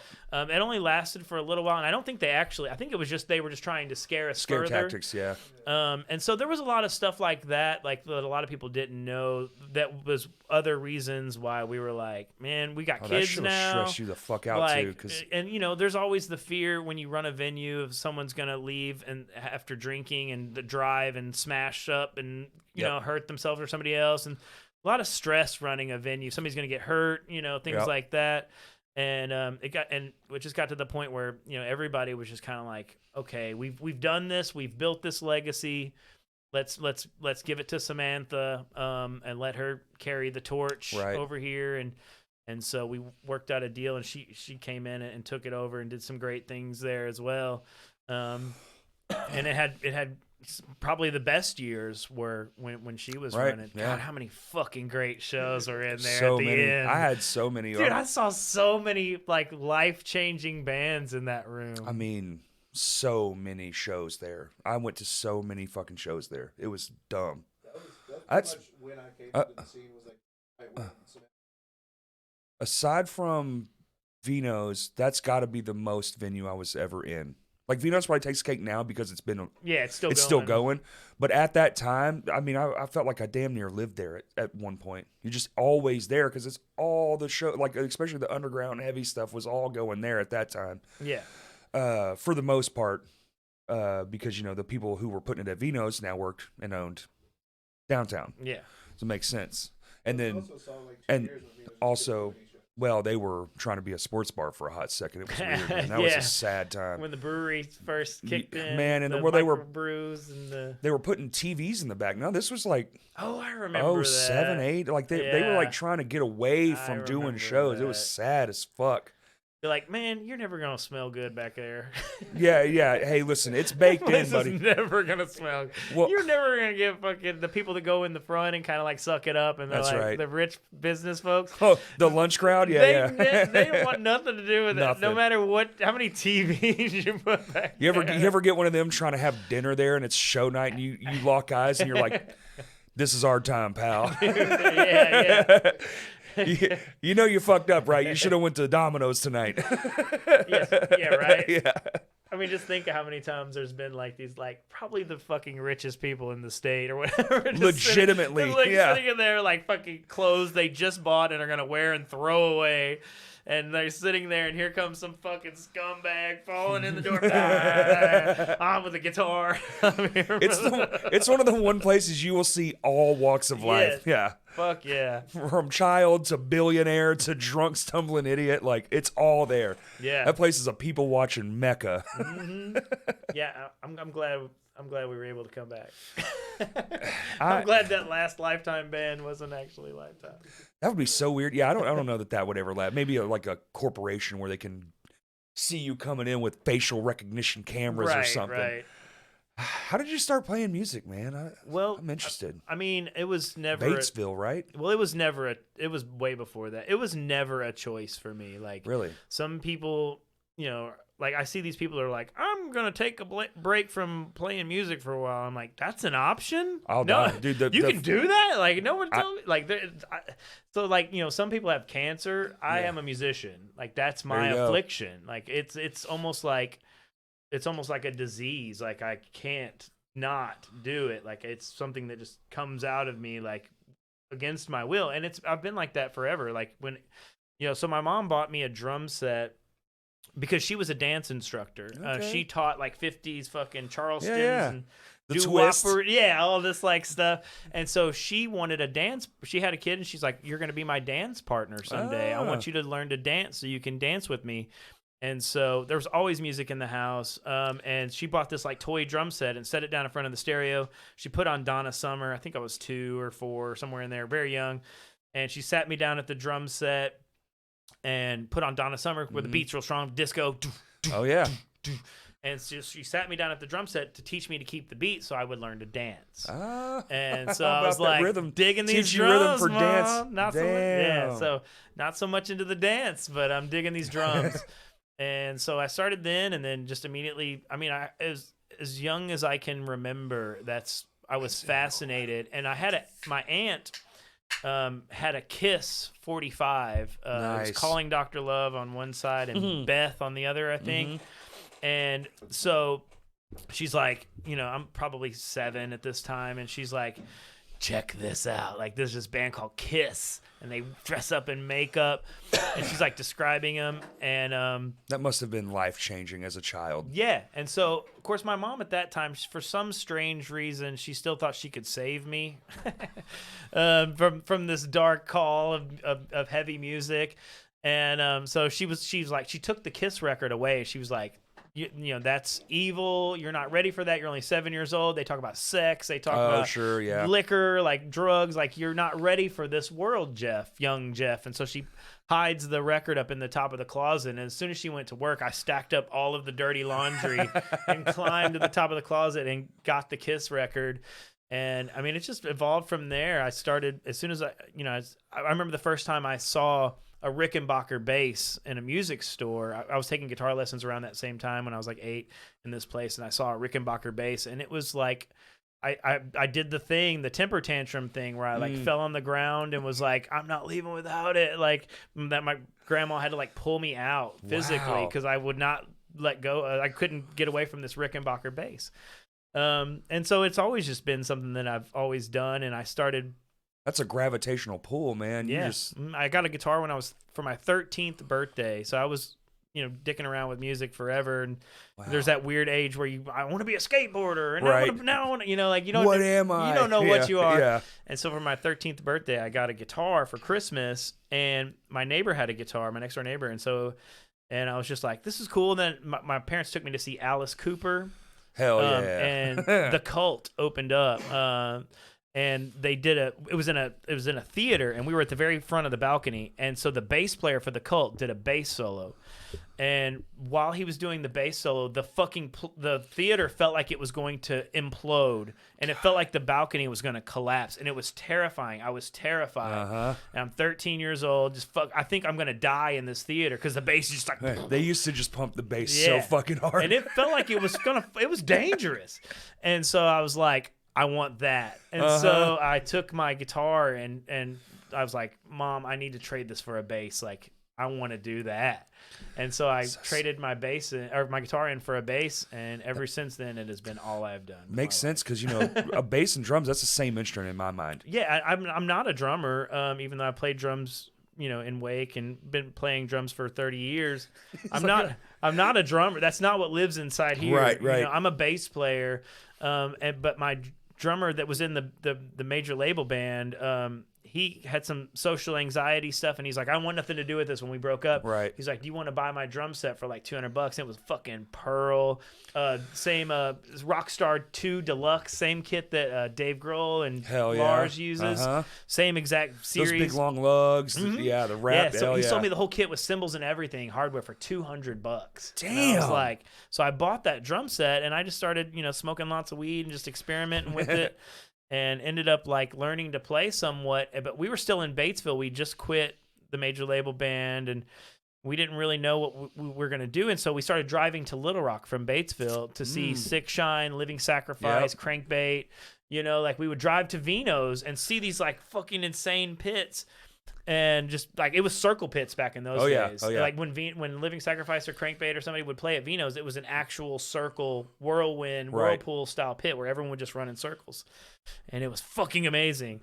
And we were like, me and the guitar player Chuck, who's I'm in Deadbird with, we're like, we have to fucking be a part of this scene. And so we met the dudes from Sick Shine, and we met CT, who was in Sunny Days at the time, and he was like, you're moving here. Like you're with us now. Right. And this was in like 90. Come, my child. I think it was 95. yeah. It was straight cult leader. Yeah. I was like, and it was the greatest thing that's ever happened to me. Like CT being like, you're moving here and you're living here with us now, and I wouldn't have never met my wife. I would have never. It's wild how that works. Yeah. Right? Like my life took a turn at that exact time to where it's brought me to sitting here with you, Right. like, I mean, there's so much history between those two moments, man. Right. Yeah. And so, then I was just playing bass, and we started Cop Sodomy. Right. As soon as I moved here with Bobby from Sick Shine, me and Chuck on drums, and we started Cop Sodomy, and we were fucking killing it. And then Sunny Days, CT's band, their drummer didn't show up for practice. And he's like, you can play drums, Jeff, can't you? And I was like, well, I got this drum set. I've been playing. Let's get high and jam. And so I played drums with Sunny Days at that time, and we realized immediately, we're like, hey, this is something different and cool. And so Sunny Days broke up, and most of the members went on to form Wake. Okay. And we were just Wake at first, but of course there's a million bands called Wake. So of course, yeah, we had to think of a way to change the name, and there was a lot of Robitussin drinking at that time, and somebody had said Rake. Oh shit! Trying to say Wake, and yes. you just add R's to everything when you drink Robitussin. All these R's just start get real slurry. And so somebody's like Rake, and so we're like, that's it. And so there you go. You can't say that in normal conversation. It's hard to just be like, I'm going to see Rake later. Yeah. So people still call it Wake, or Rwake or whatever they want to call it. It's fine. But that's where the R came from. Phenomenal. I always wondered, man. I was like, I clearly was like, well, clearly there was another Wake and they just spelled it different. Oh, there was millions. And there's another Wake from Canada since us. That's this with fucking the R? no, just Wake. They're this fucking amazing Canadian like grindcore band. I think they're from Canada. They're fucking awesome. Hell you know, yeah. so the name Wake is off limits. You're not getting. We're not getting. No one tried to use that name. You know. You know, used. you can most bands. What really stinks is when the band is still around. I say if a band's been gone, like the post is like 2 years old, last post, it's fair game. Well, that's how the dudes reached out to us about the Hellhawk because Hellhawk hadn't posted. They're like, we're Hellhawk now. Surprisingly, there's another crashcast. There's one, and it's about airplanes, and it was. Oh wow! And he only did it for like a handful of episodes. Interesting. And it was, but he owns all the social media that's Crashcast. Crashcast.com. So I have to do like, Crashcast Pod and all this. It's like, I had to find all the workarounds for this dead thing. Has he ever reached out to you? No, I don't think he even is. I think that whoever owns that is completely, I mean, it was about model planes, like the ones you can fly, like a hobbyist, I've listened to some of it. It's not, it's just what you think it is. And so I was like, I still got to do it. I have to take, I love that name for some reason. Whenever it got put in the ethos, I was like, that's the one. Give me that. Yeah, it's great.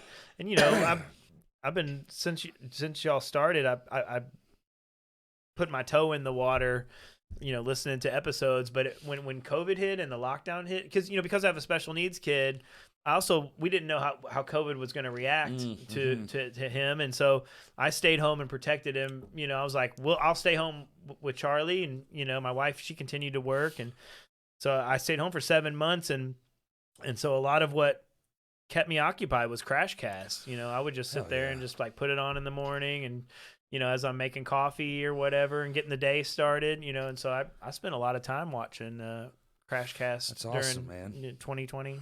2021. I wish we could have done more, but it was just so, Well, I was just watching the old ones, the old audio stuff. Yeah, I like those episodes, but we're slowly trying to like get those people back in too, because of the video. Yeah. So it's like there will be a before collection and then like an after collection, but there's some really good ones in there, man. There was a lot of building exercises because we didn't know what the fuck this thing was, and now it's kind of like very much in its thing.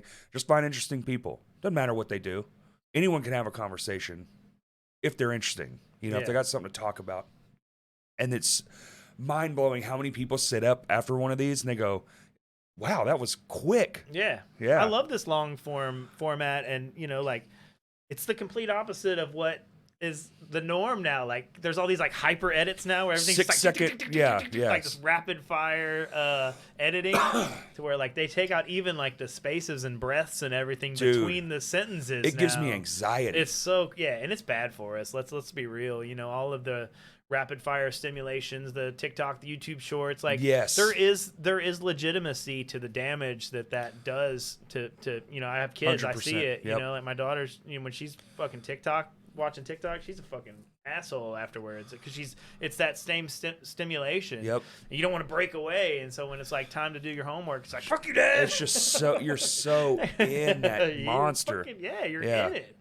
And so like to have a long format like this, it's easy to just put the phone on the breakfast bar and just push play and just enjoy it. Yeah. Yeah. And it's not this rapid fire, That's me, man. I've started listening to them now too when I do editing for this. I'll listen to another podcast while I'm doing this because it's such a tedious process. It's a lot of hurry up and wait.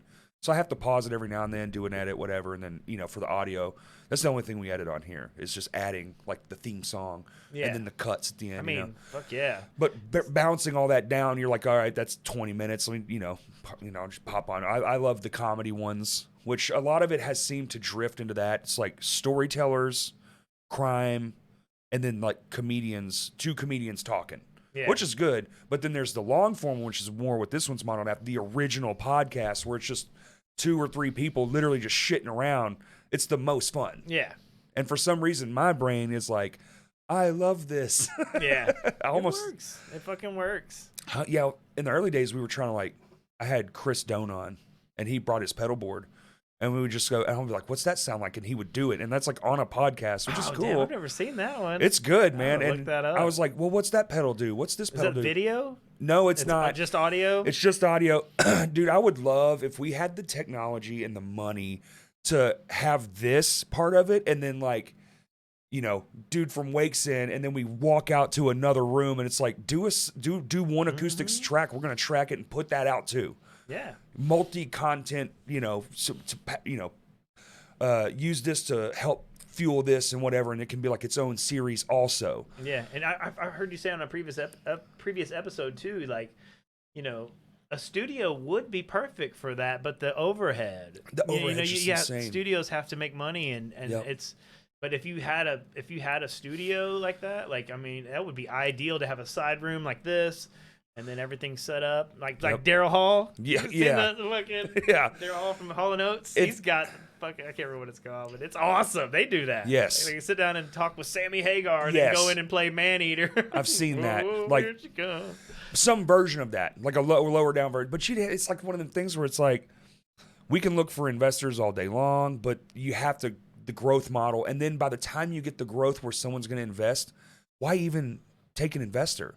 Just keep doing what you're doing, and the money's going to show up. So that's like I'm like, I have all these dreams, but I understand if you just keep your eye on the prize and keep doing shit like this and try to make it better each time. Most people understand we have issues and stuff with the equipment. We're all learning. Me and Kurt literally will spend hours in here YouTubing videos going, I don't fucking know why this doesn't work. Yeah. Like what we spent in here 30 minutes, but we're just sitting here bullshitting like it worked a week ago. What the fuck? You're like Googling like DPI export file types. All of it. Yes. All of it, dude. Like, please God, someone have an answer. And at about hour 50, you'll find that one guy who's like, man, they're just not telling you. And it's just like in his bedroom. It's like the shittiest thing. He's like here, he's like flipping the phone camera around. Yeah, it's usually from another country too. It's like some British dude. But yeah, I mean, like, there's a lot of potential for that these days. Like we were saying earlier, like let's fucking do it. Let's fucking get on this shit. Live from Daryl's house, the Little Rock edition. I think that's the thing. That's where my brain goes. Is like do it not necessarily like a full band, like a concert series. No. But something special. Yeah. You got to give it something special. Like one of my favorite photographers, his name's Ryan Russell. He did a series. It was called Nervous Energies, where he would put them in like their tour bus. He'd go and like shoot bands on tour, and he'd just be like play an acoustic song, and he would just film it with 2 cameras, just like this, and just stick that on the internet. And they were so fucking good because you don't see that side of especially heavy bands. Yeah, you never see that. There's a cool one where they did like it's like a tiny venue, like a little venue, and they have crowds come in, and like Mastodon did one, and Melvins did one. It's pretty cool. It's like they'll like play in this like little tiny place. That's a cool one. So there's people doing it. It's right. Just, I mean, like the Turnstile Tiny Desk concert. Phenomenal. Yeah, you know? dude. That was unreal. That's how I got introduced to them. I didn't even realize they were a band until somebody was like, watch this thing. And I was like, this is fucking great. Yeah. I love any time like a Code Orange or a Turnstile or something like that, like cracks that surface that's hardened and protected and no one gets through. Well, that's because the mainstream can't control shit now. Yeah. Used to, they had their thumb on everything. It's like, if you want to break through, it has to be through one of us, period. And now it's like, bitch, I got 20,000 views a day on TikTok on me just riffing. Yeah. Piss on you. Man, Darby told me from I Was Afraid, he told me years ago, he said that the reason Post Malone got so big so fast was he like rented like $1 million car and like rented it and like took it out into like the salt flats or something and like set it on fire and like and burned this like $1 million rental car or whatever and like this badass Lamborghini or whatever. I don't know. I don't have any backup for that. It's just what Darby told me, and it makes sense that like doing something like that will break you through to the mainstream faster than like making an epic 9-minute fucking progressive music masterpiece. I think he's one of the early guys who saw that Post, because he got, SoundCloud. He was a metal dude. Yeah. He was shredding guitars. He's legit. He's legit as fuck. And But now he's one of the biggest musicians in the planet. Yeah. He beat Beatles sales records. Like like the dude's fucking massive. Using the media and against itself. Yeah, and just being him essentially. goofy self. Like this would be a hilarious, and you can see him.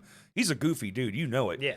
He's just pounding cigarettes and Bud Light like they fucking are gonna go away soon, you know? Yeah. And of course he lit a car on fire, and that's what got him where he is. Like, Yeah. not even surprised by that. Yeah, if anyone wants to send me the actual footage of that, I would like to know if it's. That would be pretty cool. I'd like to back that up with some facts. Even if it wasn't, he was an early internet dude. Like Yeah. either way, he did get his start in through popularity on sub platforms, shit nobody was paying attention to. Yeah. Because they thought they had the control, Right. And then they don't. They Yeah. don't. It's Like, spiraled away from them. Like when Tool broke through, we, as someone who's been a victim of the industry or whatever, been in that and seen the toxicity of the record label industry, like it was weird. It was just kind of like, because that they don't want to set the bar to genius level because it makes all the other artists Look like yeah. And so, when a band like Tool does break through, you're like, damn, that's fucking amazing. Like, whatever they did, like, fucking congratulations. Like, Yep. Mastodon is the same way.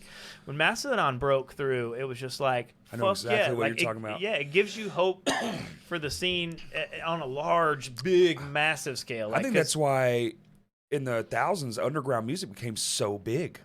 Yeah. It was because it was where all the trapped people were. Remember how big it got? Oh, totally. Absolutely. Bands started making gold records, some damn near platinum records from bands that 10 years prior, like when Living Sacrifice and Zayo were the big bands on the block, playing to 100 people, like they would have never had a gold record. Right. And then all of a sudden, boom, now they can. And a lot of it too is like now tattoos are acceptable. Now piercings are, like there's a lot of like that from that time. Yep. If you remember, like before that, it was still like small town America was still yeah. Ooh, look at this guy. Why you get your nose pierced? And then after that time, it seems like not only did that happen in the music industry, it kind of like there was like a culture bomb that went off that resonated even to like the furthest corners of the country, the deepest corners of the country. Right.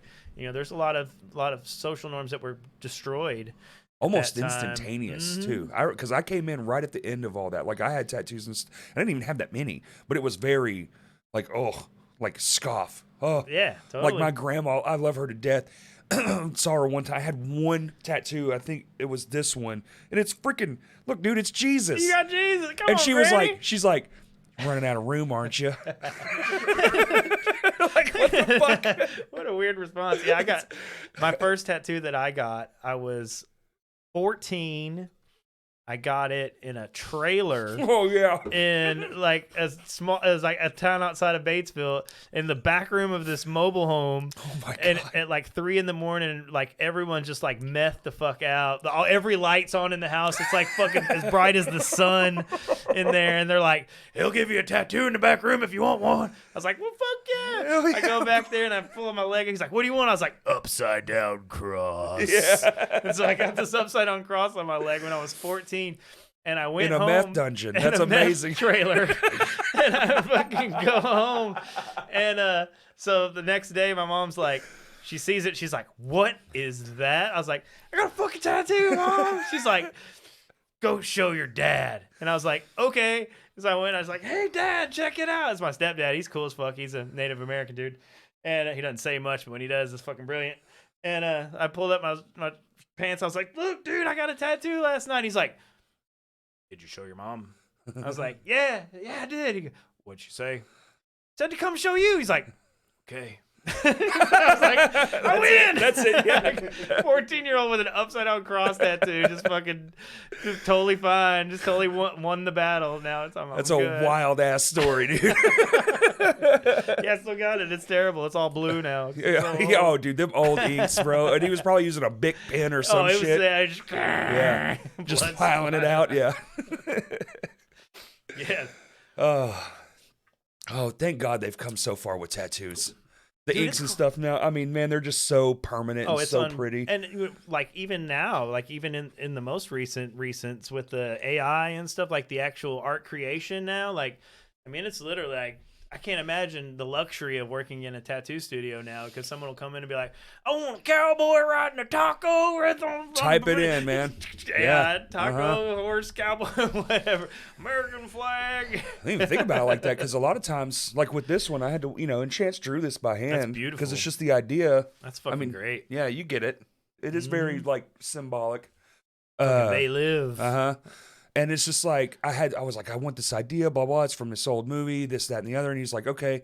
And he just, he whipped that up in like 30 minutes. But imagine you could just go back and just, oh, yeah. Is this good enough? And you're like, that's dope. Because a layman like myself, like I like to draw, but I'm very, basic. Yeah. You got your things and you draw them over and over. Yeah, it's just on an iPad. And what I like to do now, I'm trying to get like line work better. So I just trace a lot of stuff. But that dude's a freaking genius. Yeah, it's gorgeous, man. That's really good work. He's ridiculous. And there's so many good artists in town now. Like, it's so many. Mm-hmm. I don't know. Maybe I wasn't in it long enough, but like I just went to 7th Street. Adrian, love Adrian. That's my guy. He's done 90% of the tattoos on my body.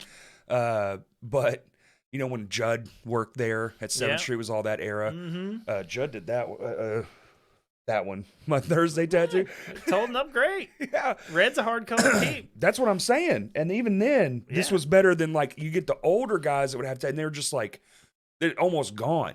Mm-hmm. Technology. Yeah. Yeah, dude. And, you got to kind of got to feel for the old timers that, are used to fucking grinding it out on you, dude. Like I got a Scott Diffie tattoo. Actually, I got it covered up, but like Scott Diffie gave me one of my first tattoos. I was 17. And he was like, "Are you 18?" I said, "Yeah." He said, "Sit down." I just didn't ask for ID or anything, and I was just like, so I fucking he did Diffie's tattoo. wild. Is he still playing? He's doing. I mean, he's like in Northwest Arkansas. Oh, now, okay. But the parlor is still going. Yeah. Germ from Seahag, I think, is still there.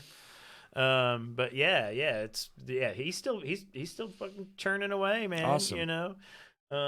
Yeah, that dude's a fucking legend, man. Oh, God, yeah. That's a guy I need on the podcast. You talk about Dogtown. People want to talk about Dogtown this, Dogtown that, Dogtown this, Fucking Scott Diffie is the fucking definition. Like, he was like fucking Ollie in trash cans and shit, and fucking before motherfucker, like, Oh, yeah. Talk about the real pioneers of this town. Like, that's fucking. It ain't us. It's Scott motherfucking Diffie. I should reach out. I didn't even think he was still doing stuff. Sometimes you don't hear a name for so long, you kind of forget. He's definitely in that. Yeah, I don't think he's doing social media, but he's still churning away, still killing it. Good. You should do social media, man. At least for us old bastards that want to just, keep in touch sometimes. Yeah. I don't know what I would do without it, like I'm able to keep up with all these amazing bands. Like when fucking Tiny Towns first started playing shows, like I haven't had the luxury of being in the same room with them when they play, but like, because of social media and because of the amount of quality video nowadays, like I'm able to watch it and get goosebumps. Yes.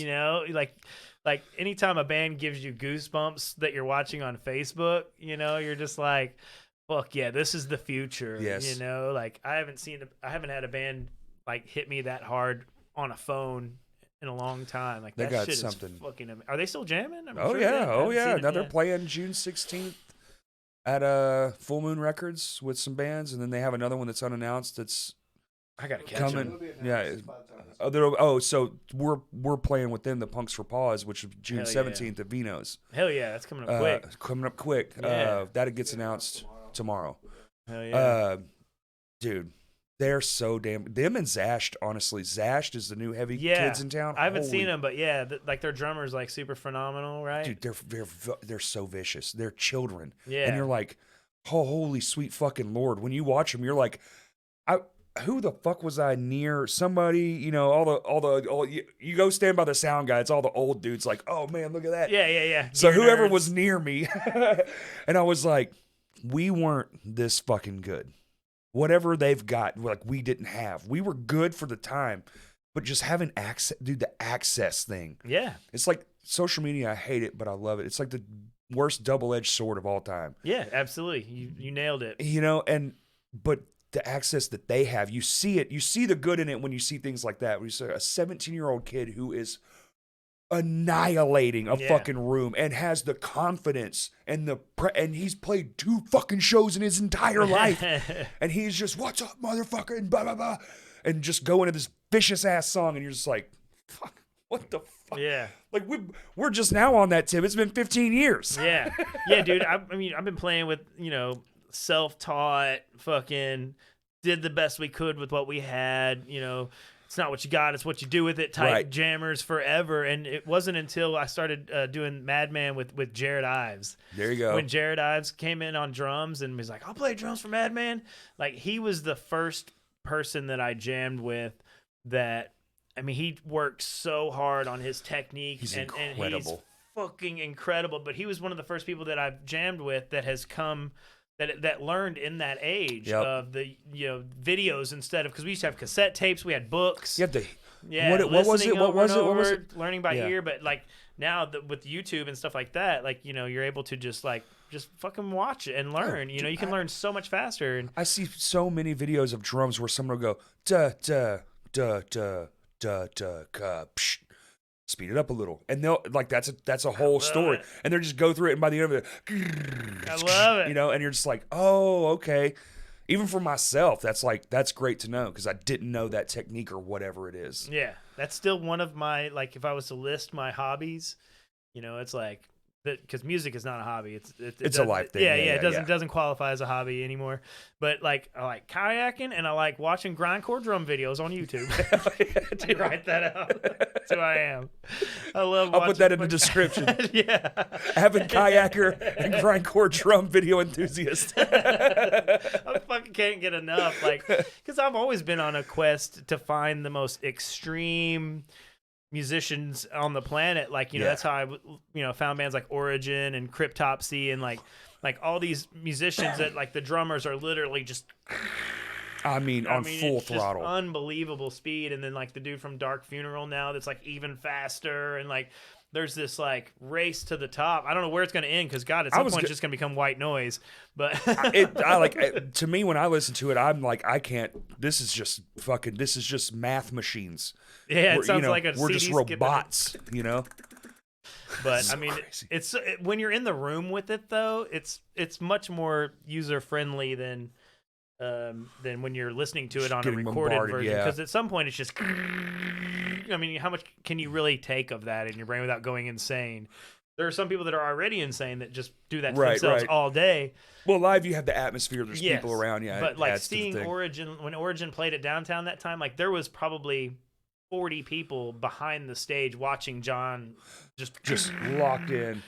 Oh, dude. But so like, I just spent a lot of time just watching that evolution of maniacally fast drumming. And dude, jamming with Machete Eddie. I was just about to ask. Like, we fucking practice at my house in my jam room, and he comes, sits down at my drum set, and it's just like, it's so fast. Yes. It's just like my drums are gonna fucking catch on fire. Roll around the whole kit and then right back into it.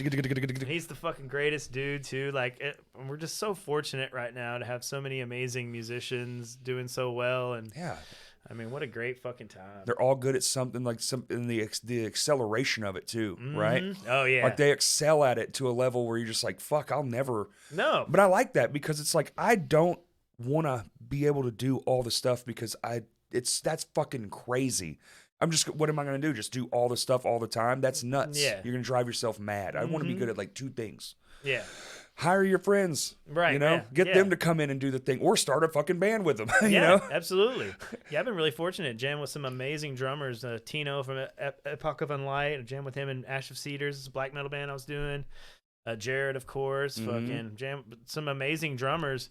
But that's not me. I'm a caveman drummer. I hit as hard as I fucking can. Yeah. And we are so Wake is so fucking loud that like So some would say too fucking. oh yeah, it's frightening. Yeah. It's frightening. We're like even sometimes in the band we're like, are we gonna have to shit our pants before we turn down? Like if somebody really is like, where does this end? Poop just We're leaks so out. fucking loud. It's Yeah. like one time we played a house show. We played in a living room and we brought the entire wall in. It Holy was floor fuck. to ceiling amps all the way across the entire wall in the living room. Like the living room was it was this depth, but it was just a little bit longer. Oh my god. And so we set up the entire wall and I set up my drums right in front of it. And it was literally like, you did not hear one fucking note of the set. It was instant, just fucking ear Tinnitus. Just fucking... You could not hear one thing we played. All it was just shh. What in the And fuck? people still talk about it this day. I fucking saw Wake this time, fucking loud, so loud. Yeah, so but because of that insane volume level, Yeah. like you have to really pick each beat strategically. Like there's none of that. You're Right. not gonna hear it. It's not Right. gonna translate. You have to. Every single thing has to be a full shoulder push. Yeah, maximum or- hit attack, like everything. Everything's a rim shot. Yeah. Every time rim shots only. People are just like, y'all are a doom band because you play slow. It's like, no, we're as progressive as we can be for Right. For the volume. for the volume level. So I will never be a grindcore drummer. I at home I practice it and stuff. Oh, sure. Yeah. I pretend. Yeah. I should Oh say. man, I mean, I'm a drummer, man. I play to the song or the style that I feel that in my brain I feel like is. I'm not trying to maximize what I'm doing. So like, if I don't think it needs a drum fill, I'm not going to add a drum fill. It's all very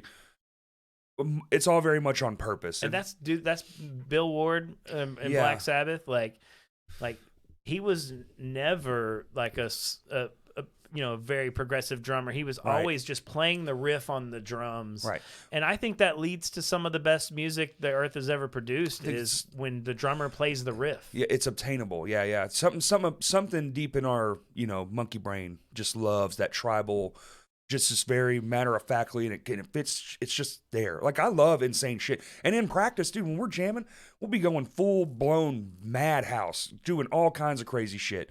But that's for funsies. Yeah.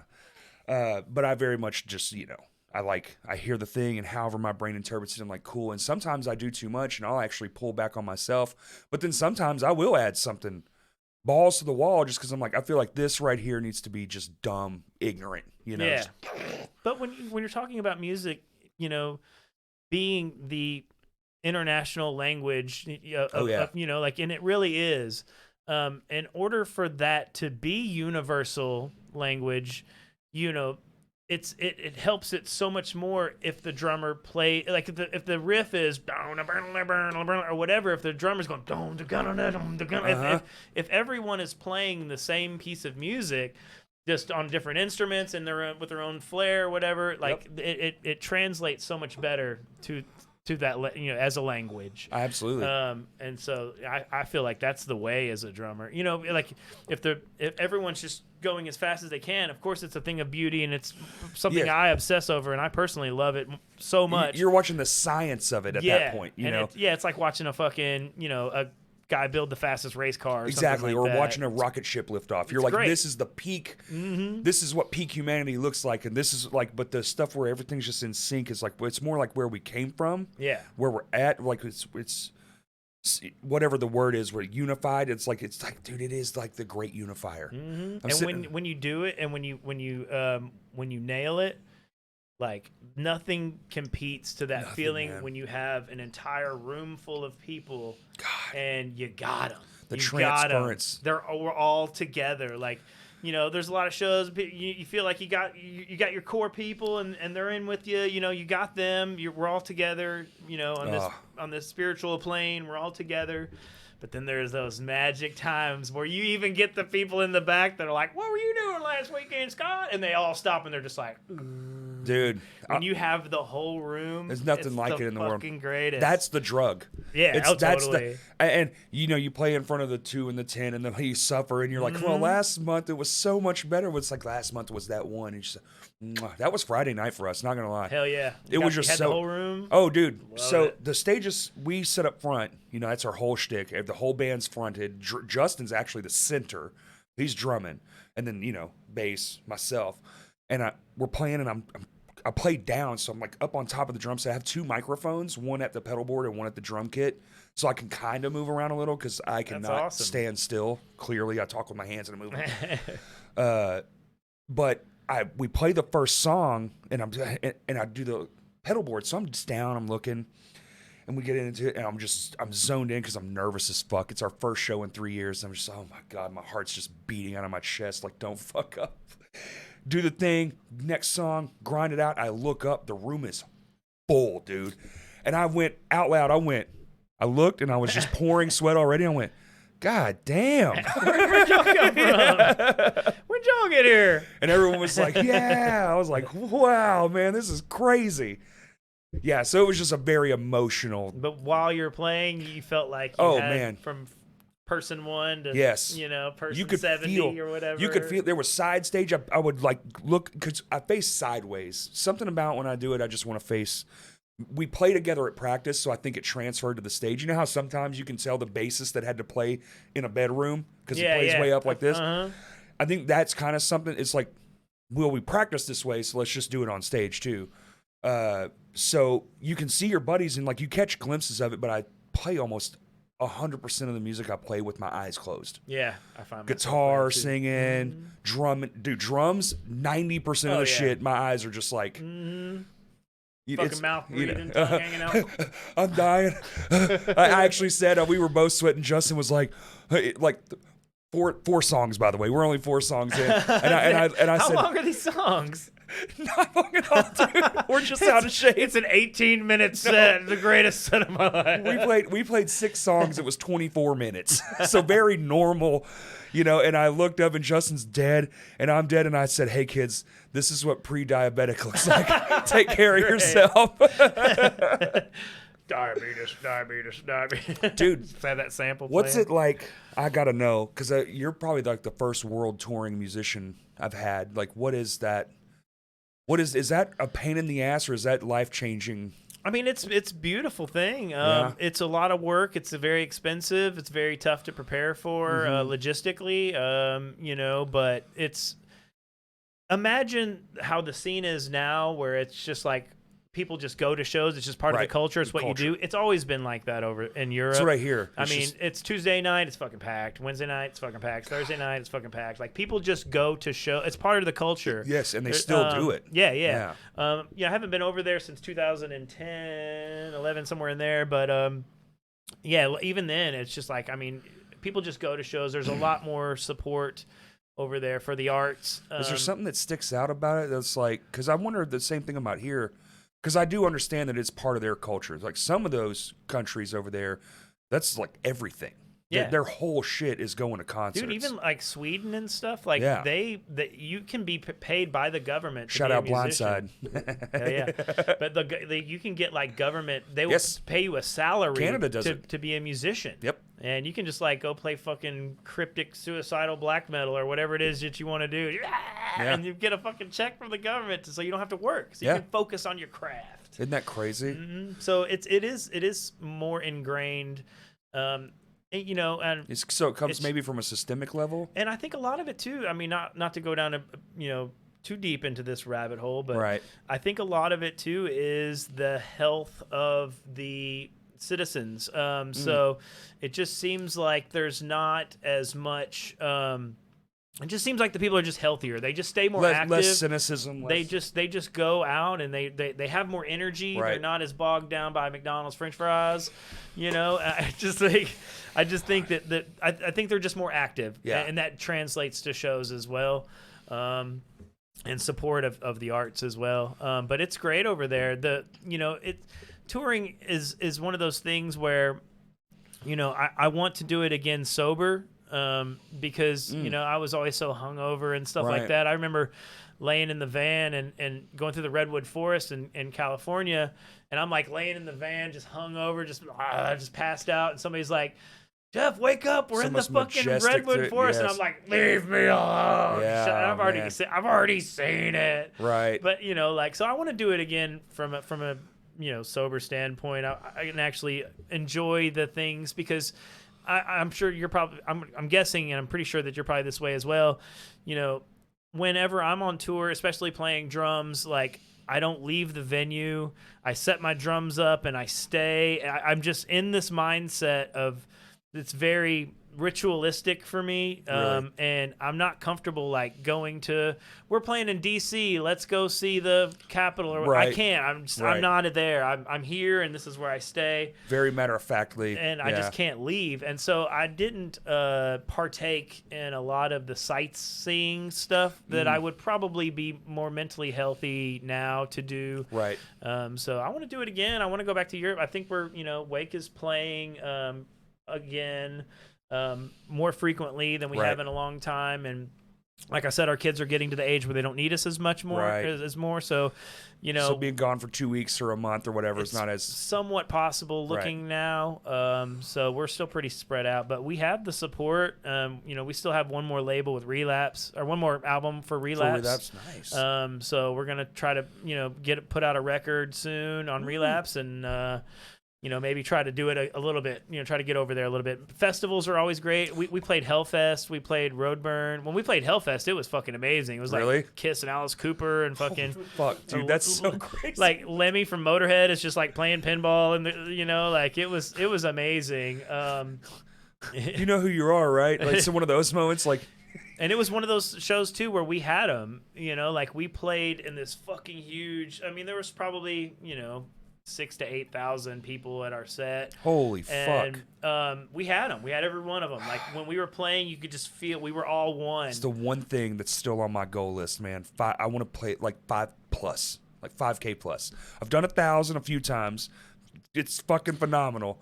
It's weird. It's really hard to not play too fast. I can't even imagine, dude. It makes sense why Metallica, like anytime you see videos of them, they're always just like fucking booking because they're playing these massive crowds and there's just massive amounts of energy. The transference. It's really hard to control yourself, and the set goes by really fast. And when it's over, you just feel like you're just like, what was that? Are we done? And then like the horny teenager feeling kicks in. You're like, can we do it again? Can we do it again? I mean, we're like 3 minutes. You want to cram one more song in? Yeah. I know we said it was the last one. It's over before you know it. But it feels, when you get them, I'm sure there's probably a lot of times where you play to a big crowd like that, and you may not sink in as well to everyone, and it may feel kind of like I'm sure, like if you're forcing it down their throats, especially if they're not there for you, they're there for someone and they're a completely different genre. Imagine all those poor bands that had to open for like Ozzy and shit. Holy fuck! I mean, Alice in Chains getting booed off the stage, just farting on a snare drum, man. You might as well not even be here. You're going to like fucking Alice in Chains getting booed because they're not Ozzy, right? Like how sad. They were so good. I know we keep coming back to it, but it almost is one of those things where I feel like a lot of that has changed. I don't think that would happen today. Oh, yeah, I don't think so. I mean, the general amazing diversity that is going on now, it translates to everything, right? And genre acceptance, is beautiful now. Like I just want it to. I'm ready to take it to the next level. Like there's this festival in Amsterdam called Roadburn. We played it a few years in 2010, and they used to be like, it was like doom metal band, stoner metal band, doom metal band, stoner metal band. Here comes another stoner metal. You want some doom? Here's some doom. And but they have evolved since then until now. It's like guy playing didgeridoo from New Zealand with like corpse paint on and then acoustic set for they've taken this open genre format and just like embraced it, and so you're like, I'm gonna fucking go all the way to Amsterdam, I'm gonna pay insane amounts of money to go to this festival, and I've only heard of like 3 of the bands. But when you get there, you're going to be blown away by this, and then you're going to be blown away by this, and like I don't know if you saw that band Black Braid. They're like this like Native American fucking. Oh, I have seen like this. Anti-colonialism fucking metal shit. Like that shit's wild. Man. Like what the fuck? Rules, yeah. right? So it's shit like that. Like there's a lot of like diversity, and now's the time. Thankfully now, like I hope more festivals do stuff like that. Like I think it's important to not just be like, here's a metal band, here's another metal band, here's another metal band. I'm kind of hung up on it. I think that for shows now. Yeah. Isn't it just better? Yeah, it totally is. Like, like some of the best shows are, you go to, there's a fucking hip hop opener, and then there's a fucking, then there's a fucking, power metal band, then and there's a pop fucking band, let's fucking do this. A post-hardcore band, yeah. Let's do this. Like when the first when I guess it was Mutants. What festival was it where they brought the Terminal Nation, brought the hip hop dudes from Memphis, and it was just like, I think that was Mutants. Was it Mutants? Yeah, that was fucking awesome. Like it was just like, absolutely. It was so refreshing, and be like, more of this, please. So hopefully. Oh yeah. Oh man, yeah. We have a record release show in mind that's somewhere in that vein. It's like, do something fucking just cool as fuck. Not every show should be like a tent pole event, because that's just too crazy. We don't really have a place that could just hold that kind of level of insanity all the time. Although it would be sick as fuck. Yeah. It's like every show you came to was just this different thing. You never know. But you could build a scene that is where people just think like that. Yeah. And it could become a thing. I don't know that it has to be though. It would have to be done now while it's this much inclusion. Yeah, exactly. well, and people are still young. It's, you just do what you do, make it cool, and then they'll go, shit, that's cool. What's our version of that? Yeah. Because it's all just monkey see, monkey do. Everything. All, just, oh, well, that's cool. What's, like a light show. Dude, we used to get shit on for having a light show. People used to fucking tell us we were dumb as shit. Touring bands. We're playing with these bigger acts, which is awesome also that we did enough work to get on the bigger act, because that was always the goal. Oh my God, we're playing with fucking Dillinger Escape Plan. Oh my God. Which is still cool, Yeah. But there were bands we'd play with. They'd be like, y'all are dumb, blah, blah, get your lights from Home Depot. It's like, dude, that's all we can afford. Yeah. Like, what the fuck? Who do you think we are? Yeah. Oh, sorry, we don't have the record contract and all the fucking free money, ass turd, Dude, I remember Living Sacrifice. They got that dude that like brings in all those fucking like fluorescent fucking strips, and like that's our shit now. Like fucking like, I remember being like, damn, this dude is like rigging up. Like, is he gonna blow a break? Like, you worry, like, is this gonna make the amps hum? Because this dude is like hooking up all these like neon fluorescent like things that are not electricity friendly, right? For tube amps especially. And now with the LEDs, ours is all LED now, and there's shit we bought at Home Depot. All they do is blink, and it's effective as shit. It takes no time to set up. They're sturdy as all hell. They last infinity. Yeah. So what used to cost a venue so much money is now $200 at the fucking local hardware store. It's good, just add to it. Like we're looking into like, we got to change it up. We need something new, something different. Especially for Lame Johnny, if we're going to start playing shows, I want something cool, man. I was thinking like a big ass L and a J, but then I was like, but we don't have a trailer, so. Oh yeah, transport. Yeah, that's going to be a nightmare logistically to transport a massive L and a J around. You got to make it where it like clicks off, like storing the panels. It's a lot of work. Yeah, it sounds like a lot of work. If anyone would waste their time on something so stupid, it'd be me. Yeah, I mean, hell, it's not stupid. It's just really challenging. It's challenging. I found these clamps on an old fucking World War II locker. I snapped them off. And I mean, honestly, as fast as the technology progresses, you could probably like find some amazing deals on those LED walls. Oh yeah, like you can, because they're just constantly upgrading them and upgrading them and upgrading them. Dude, you get used ones for damn near nothing. Yeah, more and more resolution, and so just get one of the ones that's just kind of like vintage LED wall. I go to these. You ever been inside a production house? The people that store all the shit for the concerts. Oh yeah. And you'll go to like MP or and you'll just go in there and be just racks of cases. And you're like, that's all the old shit. And shit just sitting there collecting dust. I'll take it. Yo, can some of that shit fall off the truck, maybe? Yeah. Let me borrow it. Let me just borrow it for a little bit. Listen, I'll bring it back. got a string of shows. I'll give you, whatever you want, but can I just borrow it? Yeah. I'll cut your grass. Whatever happened to the fucking projection mapping? It's still here. It's I think it's Y'all far get into more. that. I think it's far more involved than people thought it was going to be. Okay. It takes a lot to set up and actually get it perfect. Programmed and Yeah. stuff. Kurt, get your damn projection mapping going. This dude's going backwards, man. He's on fucking. Oh yeah, the film. He's going to film now. You see the damn. Mhm. He's real film heavy. See, I think because I come from the film era, like Right. for me, I'm just kind of like, there's Just much so work. much, Like yeah. you take fucking 150 pictures and you have 2 good ones, Well, and you- you've You come from the developed- era where like flyers were made through copy machines, Oh right? yeah. Oh Yeah. dude, man, fuck yeah, Jesus, Kinkos. Dude, we used to be. I mean, we would spend so much time in Kinkos. Yeah. Like we would have to like tag out with each other and be like, I'm gonna go rest for a minute, and somebody would be laying on the floor at Kinko's on their back, just like with their eyes closed, while the other person is like still cutting and pasting and making a copy and be like, no, it's not 12 by 14 yet. Uh-huh. And like I mean, God, we spent so much time in Kinko's, and then we would literally just have a big staple gun and just drive around and jump out at every pole and staple yeah. them to the poles and hand them to people that would just immediately just throw it on the ground. That's right. And that's just what you did. That's what we did on the weekends. We handed out flyers. I remember that grind. Mhm. We would get reckless with it. Remember, one of my favorite ones that we ever did was we went into the mall. The mall was always a spot, hit the Hot Topic and the Spencers. Yep. And hand them to any kid wearing black anything. Hey, you take this. Yeah. Here, you throw this away, But with the elevator, dude, we stopped it and just fucking wallpapered the entire thing for our first concert series we ever did. Was a little festival in Bryan called Rockstock.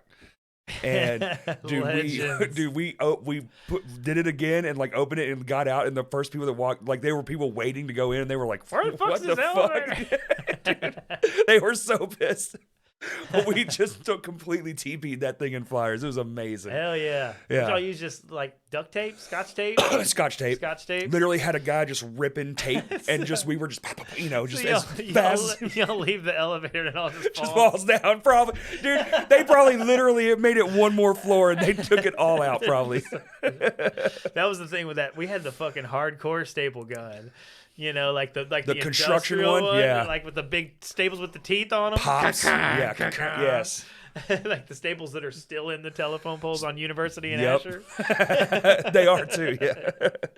Poles are still covered in The staples. one right outside of Vino's in the parking lot there is just a Hellraiser's face. Just Yeah. stuff all in The it. pole's gonna start spinning, chains flying out of it. And did y'all ever do the glue? The glue in the water? No, I And, like, never did post 'em? that. They do that a lot in Europe. That's okay. they have areas where they do the fucking plaster shit. Mhm. It's cool. It definitely is the most effective, I think. Well, because you can put it somewhere where it stands out now. I've never done it. But I feel like it's almost vandalism. I don't know if you probably would catch a charge. I think if you would. You're in the wrong place at the wrong Yeah. time now. Yeah. Wrong person sees it. Charge is filed. Who knows? Well, and you're putting your name on it. It's like, who did this? And you're like, well, the fucking name's on the flyer, man. Yeah, Just yeah. so you know. Yeah, pretty easy to find. Yeah.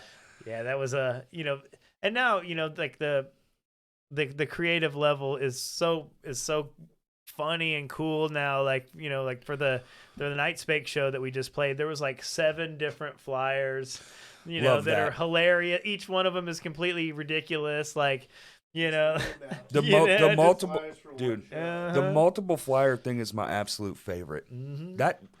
That cover show that Kurt does, that he did, every band. Well, Kurt spearheaded that whole fucking thing. I'm not gonna shake it out. Like, we do it under our umbrella, but like that dude really. I got drunk as piss and hung out with people all night, and I had a motherfucking blast, sir. Good work, Kurt. Good work. I was lit trying to be front man of a band I didn't even practice with. That just was Oh, so shit. fun, dude. They did a Paramore cover set, and Paramore's like, they're top tier for me. Yeah. And so I was just singing along every word on stage. Didn't Didn't give need a to fuck. practice dude. that. You've been practicing that shit bro. for years. Yeah.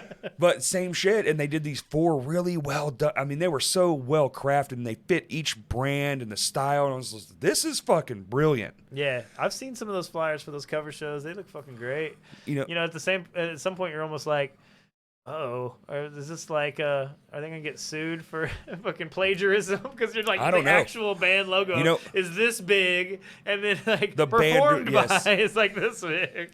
And if you're like me, like an old guy that needs glasses, you look at the flyer, you're like, damn, that's gonna be hell. Oh, it's a cover show. It's a cover show.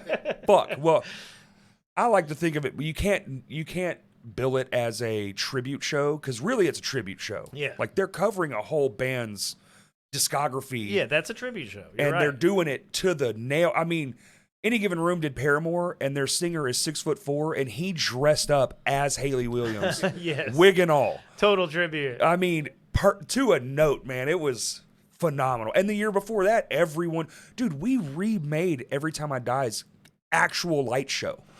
We spent $250 to make a life-size replica. And that's a lot of work, music-wise, too, like rehearsal-wise. 6 months. Yeah. It took us 6 months.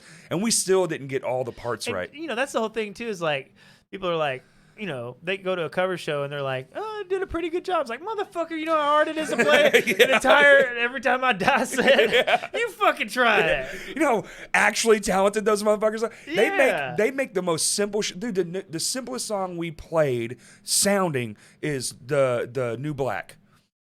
Holy fucking Christ, learning that song. We thought we saved it for last because we were like, that's nothing. Yeah, we'll work on that last. Dude, it took the longest time. Crazy, the timing signatures. We didn't realize that it's like off a half a beat, but they end up, you know, the Led Zeppelin thing. Led Zeppelin used to do that all the time, where it'll get off on purpose, and then somehow at the end it's back together again. Yeah. Holy shit. Yeah, Meshuggah made a whole career out of that. Yeah, like, dude. Yeah, we'll come back to the one eventually. We'll get there. Just bob your head like this. Yeah. I don't know what's happening. But yeah, that's just hard. Like, dude, even try to play a fucking AC/DC song. You think AC/DC is the most simple fucking 4/4 shit you've ever heard in your life? That's grandpa's rock music. Try it. I fucking try it. Not only try it, but be as clean as they were. That's the whole thing. I mean, the fucking talent level. Simplicity. And they were dead on all the time. Dude, when AC/DC would play back in the day, like the rhythm guitar player Cliff and the bass player would stay back, and their microphones were up the front of the stage, and they were back by their amps, and they would know exactly how many steps it would take to get to their microphone on beat. So they'd be like, that's sick as fuck. And they would get to the microphone exactly at the moment where their vocals started.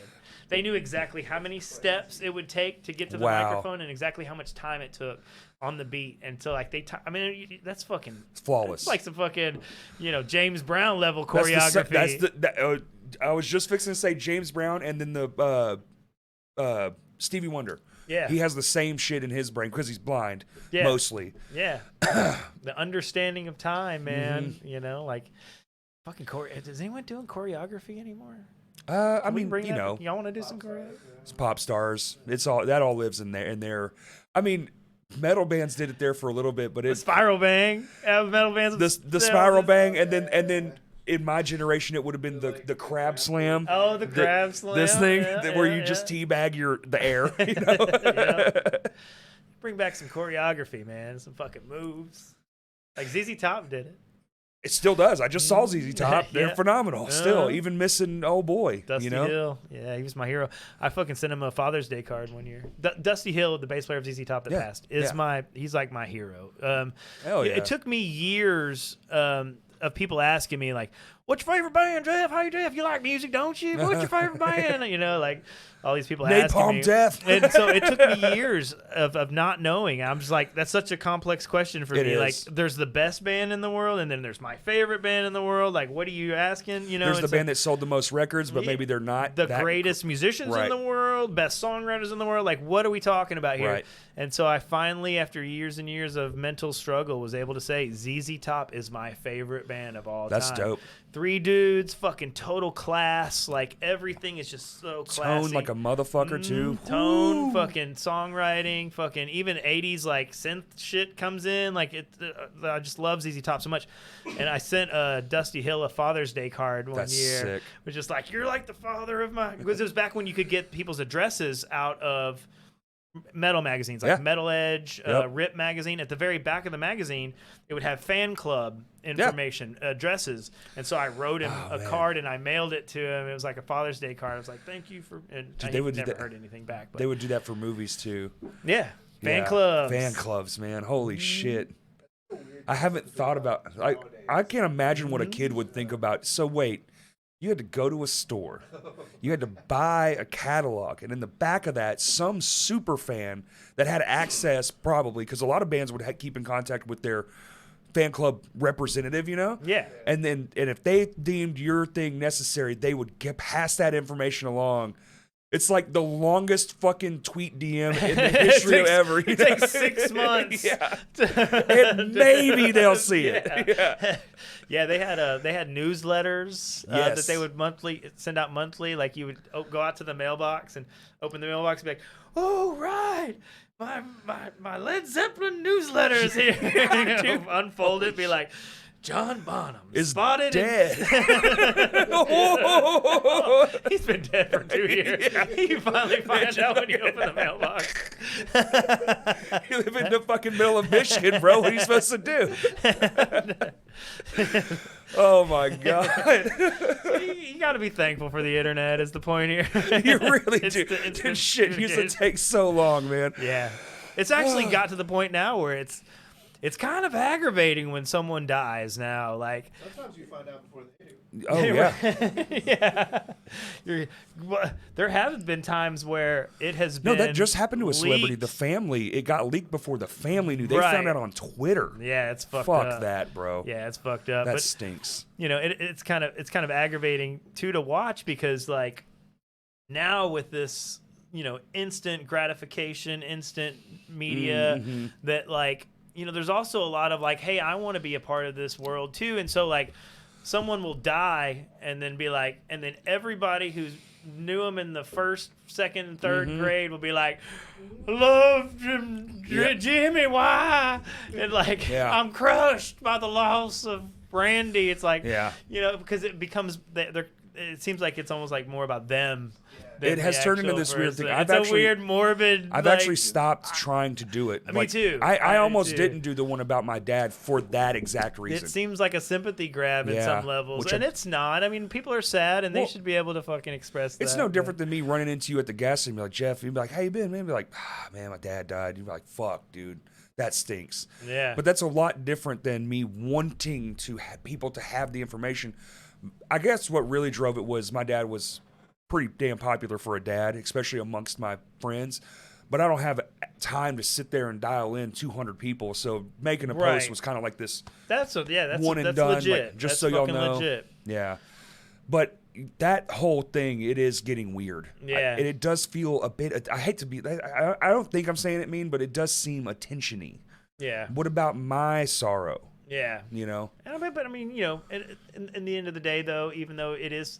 You know, a lot of times you're kind of like, damn, you know, like everyone's just kind of just trying to like jump on this and be like, I loved him too, and you know, but at the same time, like that's all right, and you know, in the end, like it's a good thing. Like let's support each other. Maybe it's just a new part of grieving. Yeah, you know, that's maybe it's the evolution of grief. Maybe it is. I just thought about that actually. I almost just sold myself in it.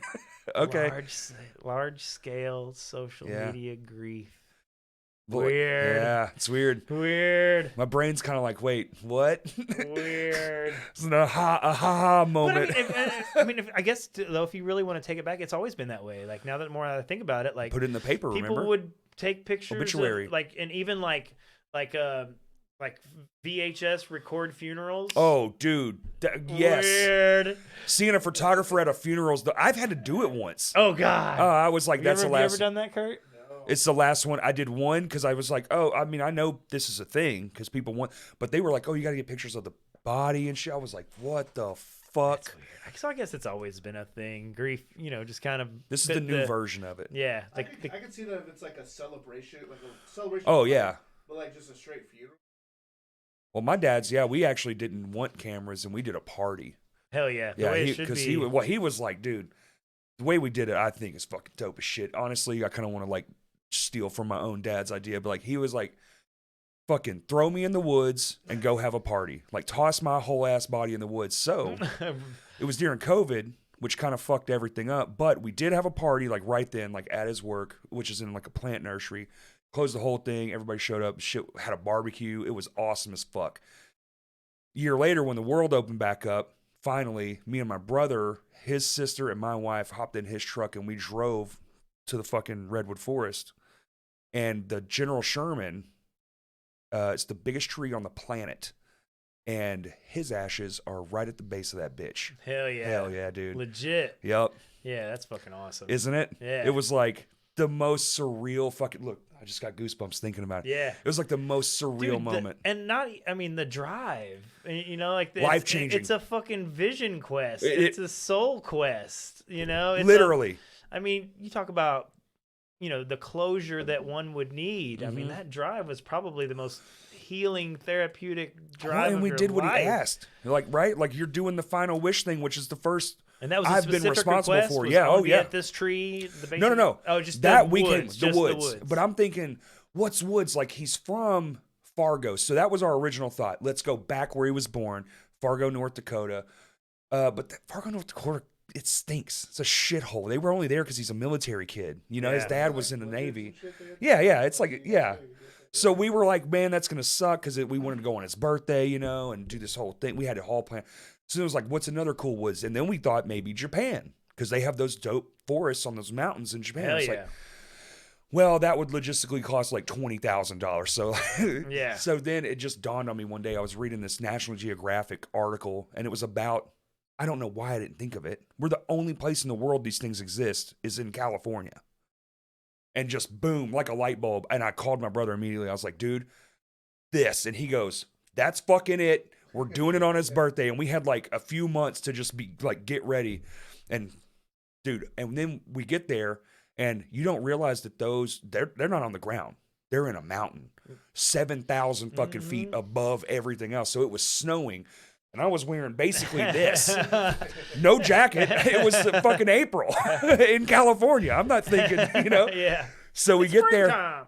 We get there, dude, and there's people from all over the world there. You hear all the foreign languages and all this stuff. You're like, this is just that is cool as fuck. The entryway is just these two giant, I mean, they're skyscrapers made of wood. They're unbelievable. It's unbelievable. And this fucking thing is 3,700 years old. It's almost 300 feet tall. The bark is 3 feet thick, a lot of threes, but it's all true. And I'm just sitting there looking at this fucking thing. I'm like, this is it, dude. I'm so fucking because we're committing a felony. I'm admitting to it right now. Like that's a giant felony. Is it? Oh, I guess they would consider it. one, it's a national park. You can't litter. That's littering. Boom. They got you right. Just two, we carried people's body across state lines, but we did have the thing. We had the license to do so. And three, you can't dispose of human remains.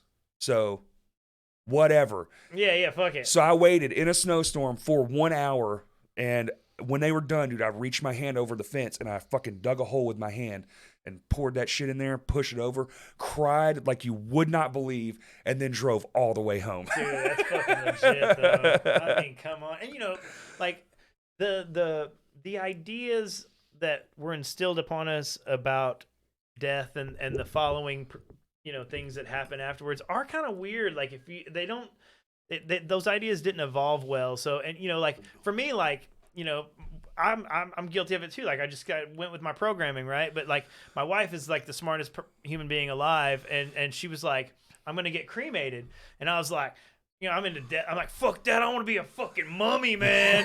Put me in the ground. I want to be a fucking zombie someday. I want to fucking crawl out. I was like, don't cremate me because that will be the destruction of my potential zombie. I could be a zombie someday. Or a mummy or something. Like a religious skull. connotation on it. You're like, when the virus hits, I want to be part two. Dude, I want to be a fucking skull, man. Like, somebody's going, I want to be a fucking rib cage. Like, come on, you know? That's and so, amazing, like, I'm like, don't burn my skull, you know? Fucking skulls are awesome. And so, like, she's like, no, you're fucking stupid. You know, just be cremated because the embalming whole process is very toxic for the ground. Dude, it's just kind of a weird, when you think about being buried in a human cemetery, jerky, man. You're wasting valuable land. You're kind of poisoning the land with the fucking embalming shit. It just doesn't make. And for what? You're just gonna sit in this thing and just decay anyway. Like, what's the point of preserving this piece of land? Like, have you ever read where this comes from? While we do that, nah, it was war. So we had to preserve the bodies. It was there I think it was the Civil War, and the bodies would decompose before they could get them back to their families. So they had to find a way to transport remains. And so they came up with this thing, this embalming person, which was very crude at the time. But once they figured out they could fucking do it and they could make money off of it and they could tell you, oh, you'll be... That's when it all started. Business comes in. Yeah, that's literally why. Because before that, dude, you would have a wake at your house for like a week. And dude, my dad didn't get embalmed. And we went back a month later. I saw my dad a month later. Normal as fuck looking. I was like, why doesn't he look like crazy and shit like my grandma? Oh, well, he's, we didn't do all that stuff. And I'm like, yo, fuck getting that shit done. Yeah. That's insane. Yeah, it's toxic, man. Oh, dude. I'm all in. Like, cremate the fuck out of me. Day one. I still held on a little bit, though. I resisted a little bit because, it's like, well, fuck, I can't be a fucking skull. I can't be a fucking zombie. Like, what about a mummy? Can I be a mummy? Donate yourself to science, well, that's what Bobby Red had done. That's a great one too. But I was like, what about a mummy? Can y'all make me a mummy? Yeah. And she's like, no, you're a fucking idiot. We're cremating you. And I was Sorry, like, okay, cremate me. That's fine. We'll use your ashes and draw a skull. So now I want the ashes put into a pressing of some of my music on a record. That's the coolest That one's thing. cool. You've seen I that, saw right? a dude where he was a frisbee golf. He was a huge disc golfer, so they made him into like 30 frisbee golf things. Yeah. All his buddies got one. But yeah, they can put your ashes in vinyl and make records, like make a record that anything I'm in now. Or whatever. Any kind That's of probably plastic. the route I'll go. Ashes look insane too. It's like beach sand. It looks weird. It's like white. Yeah. It's weird. It's not like the movie. It's not crunchy or there's not bits. You're fine powder. Yeah. Me and my wife were like, we want to get both cremated, so whoever dies first has to keep up with the other one for at least long enough for they to die, and then have a painter use our ashes and make a painting of us. Hell yeah! See, that's what I'm talking about.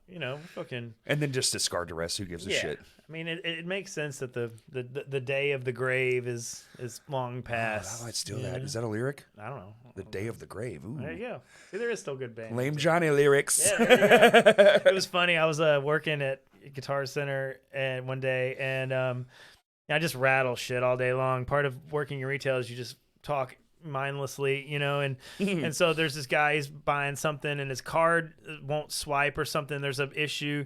And I tell him, I'm just like, man, just give it a second. I think your information is stuck in some kind of digital abyss. Just give it a second. We'll get the authorization, get you on your way. And he goes, Digital Abyss, man, that's a good band name. And so he left. And then like 3 months later, he comes back into the store, and I don't recognize him or anything. He's like, hey, last time I was in, you said something, and I said it'd be a good band name. And so we started a band. We named it Digital Abyss. Get the fuck out of here. We're number one on Reverb Nation. Zip code. And so, just me being fucking ridiculous, I was like, you owe me some money. And I just like was totally kidding, was like not serious, not even an ounce of seriousness, like total joke. And he got really weird and was like, oh man, I mean, he'd built it up like he was kind of scared to say it because he was afraid I'd be like, you owe me money or something. But right. And I just did it as a joke by circumstance. Right. And then he got really weird and like I couldn't crack him after that. I was like, dude, I'm kidding. Like, I'm just kidding. Swear. He's like, oh man, like fumbled out the door all angry. I don't know whatever happened to Digital Abyss, but I hope you're doing great. Because if you're watching, I mean, it's a good band name, Digital Abyss. I would see that on a flyer. Do it in that 8-bit font. Yeah. Like from old video game era. Yeah. Yeah. Anything I say is use it. If anyone wants to use any of the weird things that fall out of my mouth, but by all means. Dude, like, do you? I'm getting into like a writing stage in my life where like shows are cool and all, but I want to just write more. Like constantly, my brain is just filled with ideas to like get out. Do you ever get that way where you're just like you favor one thing over the? Because I've always been a performance artist, always. This is like my bread and butter. But just I don't know, the last 2 years probably, I'm just like, dude, if I had a place where I could go, like a studio that just like flick the light switch on and just start fucking playing, I'd be so content. Yeah, it's almost like this. Maybe it is because of this. Fuck, I didn't even think about that. Yeah, yeah. You know, music creation, art creation is a strange animal. There are different ways to bring out the sounds in your head. You know, of course, you know, it took a long time for me to be comfortable writing music sober, because I used drugs and, you know, to reach the lowest depths of consciousness, right, in order to let these sounds take me. Because, you know, I won't say never. I try to not, depending on the project, I try to not force any music. I let it come to me like a vision or like a prophecy. Like an antenna. You know, yeah, like I just try to let it take me over. I'm on that tip. And so that's one way to do it, is to let it come to you. Now, sitting down and deciding I'm going to create music now is totally, you know, it's a tried, tested, and true method to creating music. The most important thing to remember when doing that is the first 30 minutes of what you play is generally garbage, and so you have to play for over 30 minutes. Buzz Osborne from the Melvins actually said that one time, and I thought it was genius, and it is true, and I've tested it, and it makes sense. So the first 30 minutes that you're trying to write are go ahead and accept the fact that it's going to be total garbage, right, and there'll probably be very small chance any of that will be keepers. Don't get discouraged by it. Yeah, Stop. So just keep going. 30 minutes of just fucking dorking around. Yeah. And then the good stuff will start to show up. The keepers will start to come after that. Also, time of day seems to be a big key for some people. You know, I'm an early morning creator. Right. Like, as soon as I get up in the morning, if I grab a guitar, there's a lot more chance that I'm going to play something from the ether plane that actually sticks and resonates over a long period of time. Interesting. Because, you know, there's different levels of goodness to riffs too. Like, you know, like you may write a riff that you're totally happy with, but over time that riff may turn on you and become one of your least favorites. Definitely decays. Yeah. Yeah, and one of the riffs that you're less confident about may grow to be one of your favorites. And I'm sure you've seen that. Oh man, the song that you're like least confident in becomes your favorite, right? And a lot of times it stems from just you were playing it and you like, for me it's like, and I'll fuck up one little part, but that part is like that missing link to why that part wasn't good in its own self. Yeah, especially on guitar. I think that's why bands, their first albums are so good, because they got all that shit out of the way, because they played those songs for 5 years before they got it on a record. Absolutely. The next record's 2 years later. Absolutely. You didn't have time to, dude, I accidentally hit the fucking 7 with the thing, and it's like, and now that's the part. Yeah. You know? Yeah, that's bands' first records are generally their most pure representation of who they are as a band. But, you know, music creation is a tricky one. You know, like for me, like I didn't write it. Like I don't take it came to me and I captured it and I recorded it. But I don't take credit for it because I didn't calculate.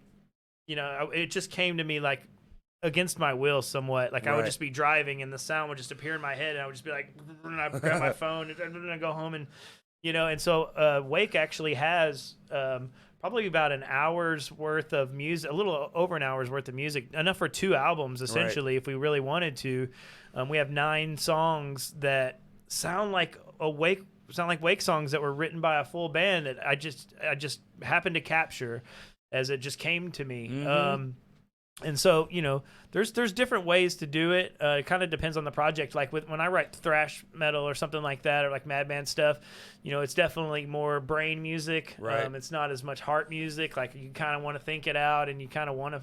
Right. No, so it just kind of depends on the project. That's interesting. Yeah. But for you, I would try to, you know, focus on the time of day. You know, I've never thought about the time of day. Wake up and start playing. Because mine's always been at night, because it's like, wake up, go to school. Okay, well, you practice at night. You know, same thing with work. Yeah, I'm usually pretty exhausted at night, though. That's why my nights are usually pretty groggy whenever I try to write riffs. I end up kind of wasting a lot of time getting stuck on something that I don't end up keeping. But mornings are just fresh and crisp, and I'm a morning person anyway, so that probably helps. But that's interesting. I might fucking like on a weekend maybe. Try time like of day. like maybe next Saturday I'll just wake up. Well, I mean I'll wake up early. I'm past the age of needing an alarm clock. Beds aren't comfortable anymore. No, dude, they're really not. Isn't that crazy, bro? What the fuck is that? It sucks. Yeah. Oh, okay. Time of day. I didn't put that one in. I do, however, definitely am starting to subscribe with whatever my life is an antenna for shit that's already out there. Because sometimes when I'm playing, it's just pouring out of me like I just turned the fucking radio on, and it's perfect, and it's exact, and it's beat for beat, and a lot of it I don't even have to think about. That shit's crazy. Mm-hmm. It's like you and you're saying riding on drugs. It's like that drug took your antenna down to a level to find that frequency. Yeah. To funnel that into your body and get it out of you. Yeah. And then when you're sober, has it been harder to like chase that down? It was at first because it was foreign. Because you have to find it again. And I was scared. That's wild. You know, like I was scared of failure and being like, am I going to be able to find these depths that I was able to capture before? Mm-hmm. And so there was a lot of anxiety there. And, once it started flowing, it hasn't really stopped. I can pretty much reach up to that plane above us and pull sounds out, when needed. And Rick Rubin actually has a great book that just came out about I need to read that. About being creative. Yes. And I would recommend giving that a look too. It's great. Do you read or do you do audiobooks? Kind of neither. Somewhat. I'm so busy that I don't really have time to take in pieces of information that long. Like I'm 10 hours. I'm lucky to make it through a movie or a record. I try to focus on records from start to finish. I listen to a lot of records from start to finish. And I did get the Rick Rubin book, and it's great. Audiobooks, I just can't. My brain just leaves it. I switch off and I start thinking about it. My imagination's too big. I like them more when the person who wrote it reads it because they put the inflections where they're supposed to be. I like rock and roll documentary audiobooks. Okay. Like that kind of stuff keeps my interest a little bit because it's usually pretty wild, crazy drug stories that are a little bit easier to stay enthralled by.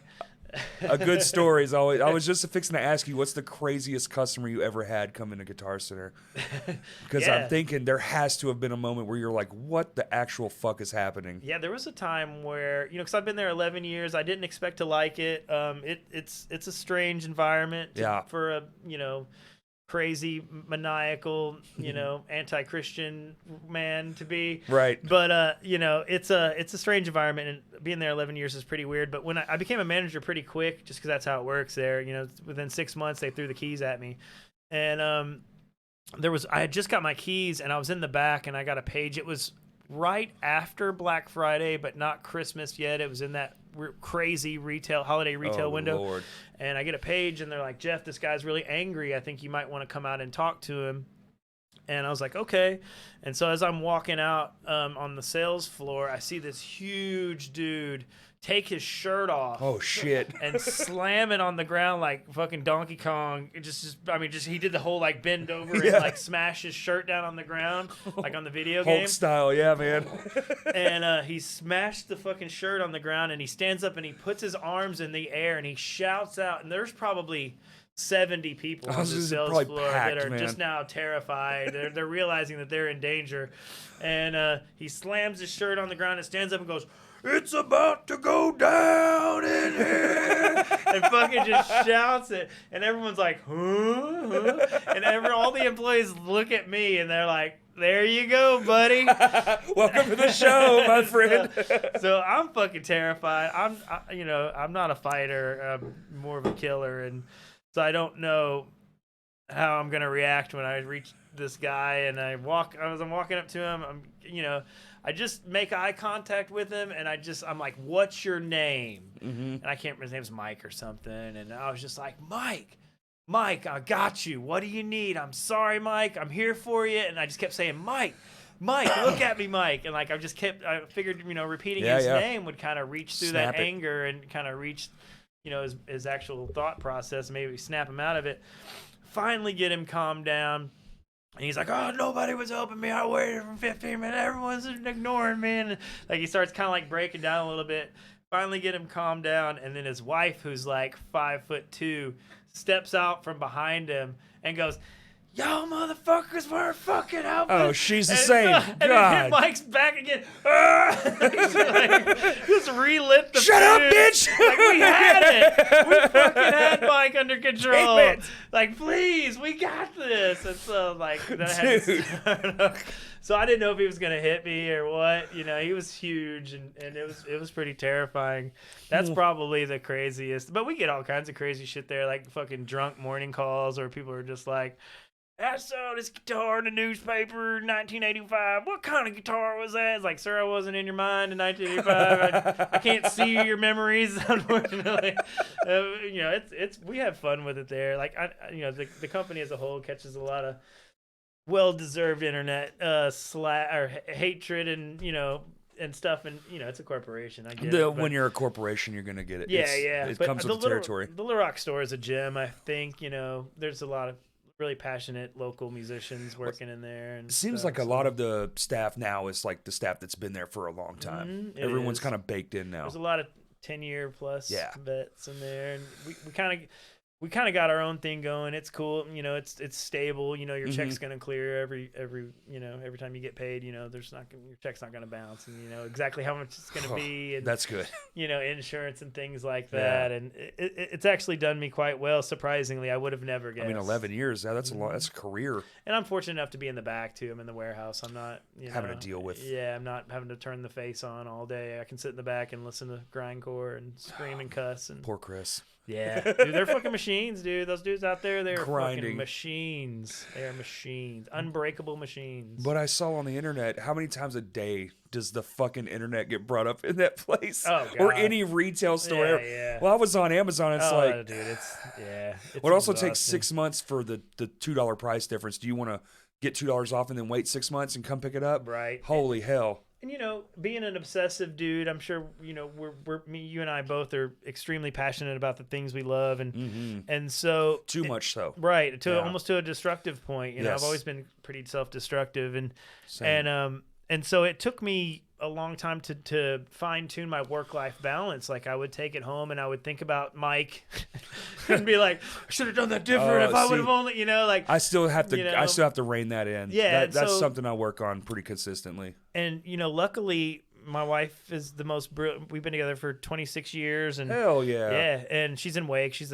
she plays Moog in Wake and stuff. And we've been together forever. And we're in it for forever. And, but she's also like very helpful in my self-destruction, my masochistic mental ways, you know, like she's very good at keeping me on track. And so, you know, like we've used our kayaks and, you know, like and hiking and being outdoors and camping and stuff. Yeah. And, you know, we went to Iceland twice, which is fucking unbelievable. I can't even imagine. I mean, they call it Planet Iceland for a reason. Yeah. It's like going to another planet because it's volcanic here.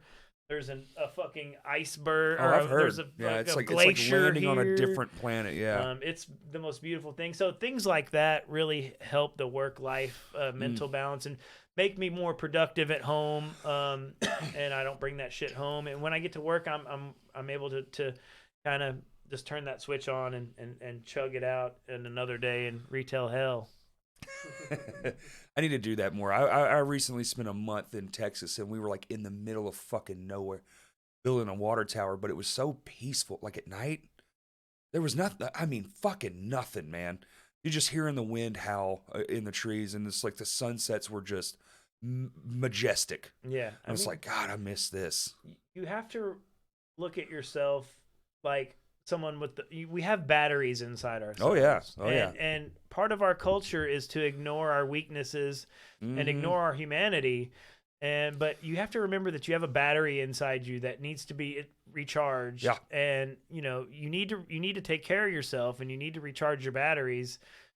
Usually once a week, I would even say, you know, and so spend some time outside and just being in nature, putting your feet on directly on the ground. You know, there's a lot of ways to, you know, recharge that battery, and it's very important. Yeah, live like a kid again, man. Take your shoes off, run around outside. Dig a hole. Dig a hole. Go dig a hole and look in the hole. Every stick that's an L, that's a gun stick. Right. Yeah, make a sword or something. Every broken tree branch is a broom, with the pine needles. And, I know they've done scientific research, but, the sound of running water. We spend a lot of time by rivers and creeks. And that's where humanity has to be until... 300 years ago? Maybe when was the Roman times? Like, whenever they did the aqueducts and they could move water at vast distances, that's when that all changed for us. So, cosmically speaking, it was like yesterday. Yeah. Yeah, and you just got to remember that, we have to take better care of ourselves. And the older you get... I'm right there, man. Birthday's Wednesday. I'm like... fat as I've ever been. I'm like, I'm gonna fucking die young if I don't stop. Gravity sucks. Gravity's a bitch. There's no doubt about it. Gravity fucking sucks. Gravity will kill us all. It will pull us down into it. Literally. Mm-hmm. And so whatever we can do to fight that fight physically. Right. Dude, for me, like, I would have never thought that I would be someone who is on 0 drugs and hasn't had a drink in 3 months, like 2 kids. I would have never bet on that. I would have lost that bet that I would be the responsible one, in our yeah, you got like the good job, you got the kid, the car, the cool wife, it's a neat place to be. In like 5 bands right now, That's sick, dude. Yeah, we haven't talked about Deadbird. Fucking let's go. Playing in Deadbird. I've been in Deadbird for 8 years now, and I grew up with everybody in Deadbird. Like, we were all together. It was Wake and Deadbird, right? And all shared members and stuff. And like 8 years ago, they asked me to play bass, and I've been once I started playing bass, I was like, what took me so long to be in Deadbird? Right. But Deadbird's one of those bands that people love. Deadbird, because Deadbird is very passionate, very. It just feels like a hug from grandma when you listen to Deadbird, and so has a very loyal, loving group of bass, and within the band too. So playing with Deadbird, playing in Wake, playing in Nightspade, trying to do Lights Inside the Woods stuff, like, it just never stops. It's weird that we're to the age now. You're more than me, but I'm to the age now where I've been in a band so long. I'm like, damn, and I was in other bands before that too. Gee, a few of them. Damn. Yeah, you've been in a ton of bands. Have you ever made a list? No, I need to. I was actually thinking about that the other day because I was like trying to count. I was like, I know it's not a whole lot, but it's more than I can remember now. So I need to sit down and do it now. Yeah, because they'll come to you. Some of the ones that you've forgotten. Because some didn't run back to your long. list. Some didn't last very long. I mean, some didn't even make it to show status. It was just like an idea in a shed. Yeah. Which is fun. It's more of like a, do I want to play? It's more like genre finding. Yeah. You're trying to find the shit you click with, Yeah, you should make like a note, or maybe if not on a physical notepad, like on your phone or something, and, make a list of the band name and kind of, a little bit about it. Yeah. And just save that shit. You're like one of the few people that probably saw every one of my bands play. Probably. Ran sound for most of them. Yeah, that's what I'm saying. That's so crazy, dude. I didn't even think about that. Yeah, so you definitely, like, my band, Annabelle, was 2 different bands. We just kept the same name, but it was 2 starkly different bands. Yeah. One was one group of people sounded one way. It was like a Beloved, because no one was doing Beloved shit because they were gone. Yeah. And they were the only one doing it then. So it's like, fuck, man, we'll do Beloved then. Yeah. If they're gone. Must continue. Let's do our own thing. The show must go on. Dude. Do you think that's there's a weird one. Do you like the Chariot? Take the Chariot. No one's like the Chariot. Yeah.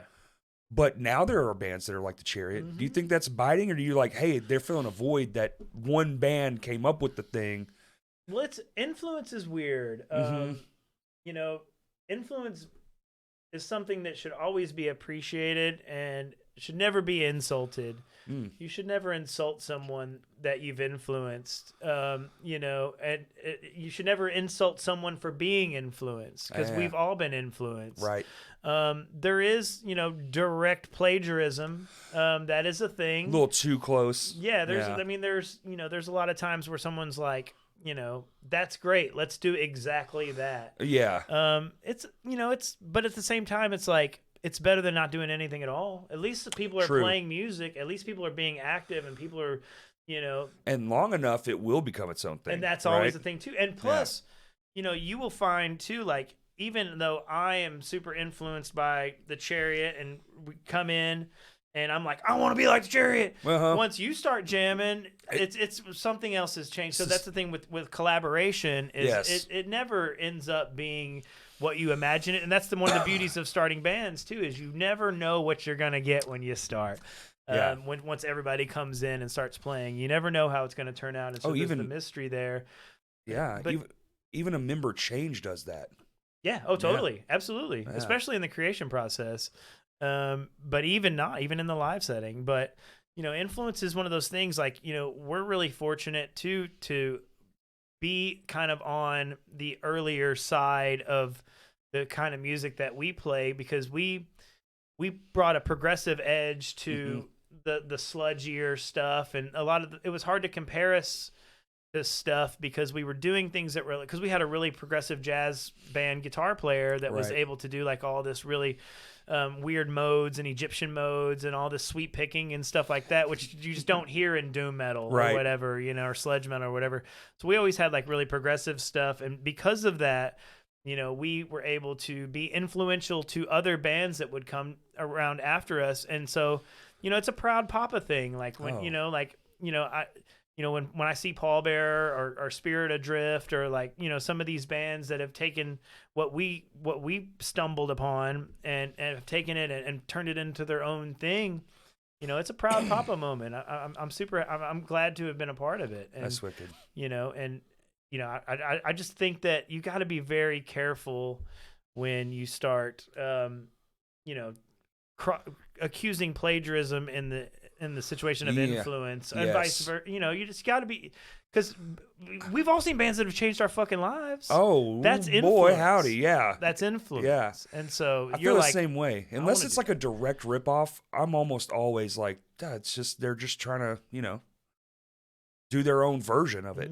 But I mean, God, there's so many bands that have just, blatantly ripped off Ozzy's voice, That part's weird. But lots of vocalists, because there's whole eras of music you can point to where it's like they all sound the fucking same, man. Like that, like especially like probably like the early thousands, the Edge, every band that came out. I mean, every genre will become flooded. Yes. And it's like I said, just be thankful that people are playing music and that people are playing in bands and just keeping the machine moving of this creative machine that we're all a part of. Because it's all about the distance. In the moment, it's like, why the fuck is that? But like now we're 20 years away from that. 20, God. And now you can look back and there's only like a handful of the ones that were going to be the best anyway. Yeah. Right? Because they're the ones that are going to keep it going. Or they just care the most. Yeah. Maybe they weren't even the best. Right. It just means that much. That's me. Dude, when I first started coming around, holy shit, every old person I saw, I was like, that ain't me, dog. And here I am, baby. Dude, I remember every time if I knew you were playing while I was working, I was like, that motherfucker gonna go crazy. Oh, yeah. Kick his friends and shit. Playing, he's gonna go. At least he'll go crazy tonight. Yeah. There's going to be one dumb asshole like pushing over his friends and breaking whatever he can. Dude, it's caught up to me. We played Friday, and I swear, dude, I woke up today in the bottoms of my feet. The bottoms of my feet. Why is that what's hurting it's the today? Stance. Dude, keeping the stance hurts. You're like, why does standing in a certain position hurt so bad? But that's literally what it was. Everyone was Power like, stance. Y'all did so, literally, like, foot up, da-da-da. And like, when I would lean up, everyone was like, oh, and I was like, I was literally relieving my spine. Stretching it out. wasn't for performance at all. Mid-show stretchings. Yeah, watching you play drums is always really awesome too. I mean, you fucking throw down on them damn things, like the way that I feel like I would like to think that I do as well. Yes, just beat the piss, Donkey Kong it, man. They're just barrels, just go. Dude, we saw Helmet one time at the 616 Club in Memphis. Oh shit! It was Helmet and Monster Magnet, I think. Okay. But anyway, the drummer of Helmet was, I mean, I don't know how much you know about Helmet, but they're fucking awesome. I like the drummer Helmet. has like this the most high tuned piccolo, just ding, like water would just bounce off of it or whatever. And he was hitting so hard. When he got up, the show was over. He stood up and he turned around. He had fucking whelps on his shoulders. he was hitting him. He was hitting so hard. Holy He fuck. was like fucking lashing himself with the fucking. He had like fucking red whelps. I mean, and I was That's crazy. You know, you see that and you're just like, man, like that. You know. All my passion. drummers, dude, mine are all like who you think would be my favorite drummer, you're probably dead on it. Bonham, Buddy Rich. Oh yeah. These are all like just hitters. Yeah. Dave Grohl, you know, Yeah, he's even the fucking modern guys, badass. Aaron Gillespie from Under Oath, like all like very much influenced drummers. They just beat the ever-loving piss out of it. I don't know if how much time you've spent watching Chuck Biscuits from Danzig. So I know it's Danzig. I know we're getting into some weird ground. Stick with it's me fine. on this. Don't just stay with me for just a minute. He's suing everyone. So the first 4 Danzig records, this guy named Chuck Biscuits played drums for him, and he was also in Black Flag, and he was in some, he comes from a heavy, fast punk rock background. Yeah. But you should watch I Chuck will. Biscuits play drums. I mean, it's literally, he doesn't hit the ride like this. He hits it like this. Yes. He comes all the way across. Fucking hatchet. You know? Yeah. And he's like almost standing up, like his drum throne is so high.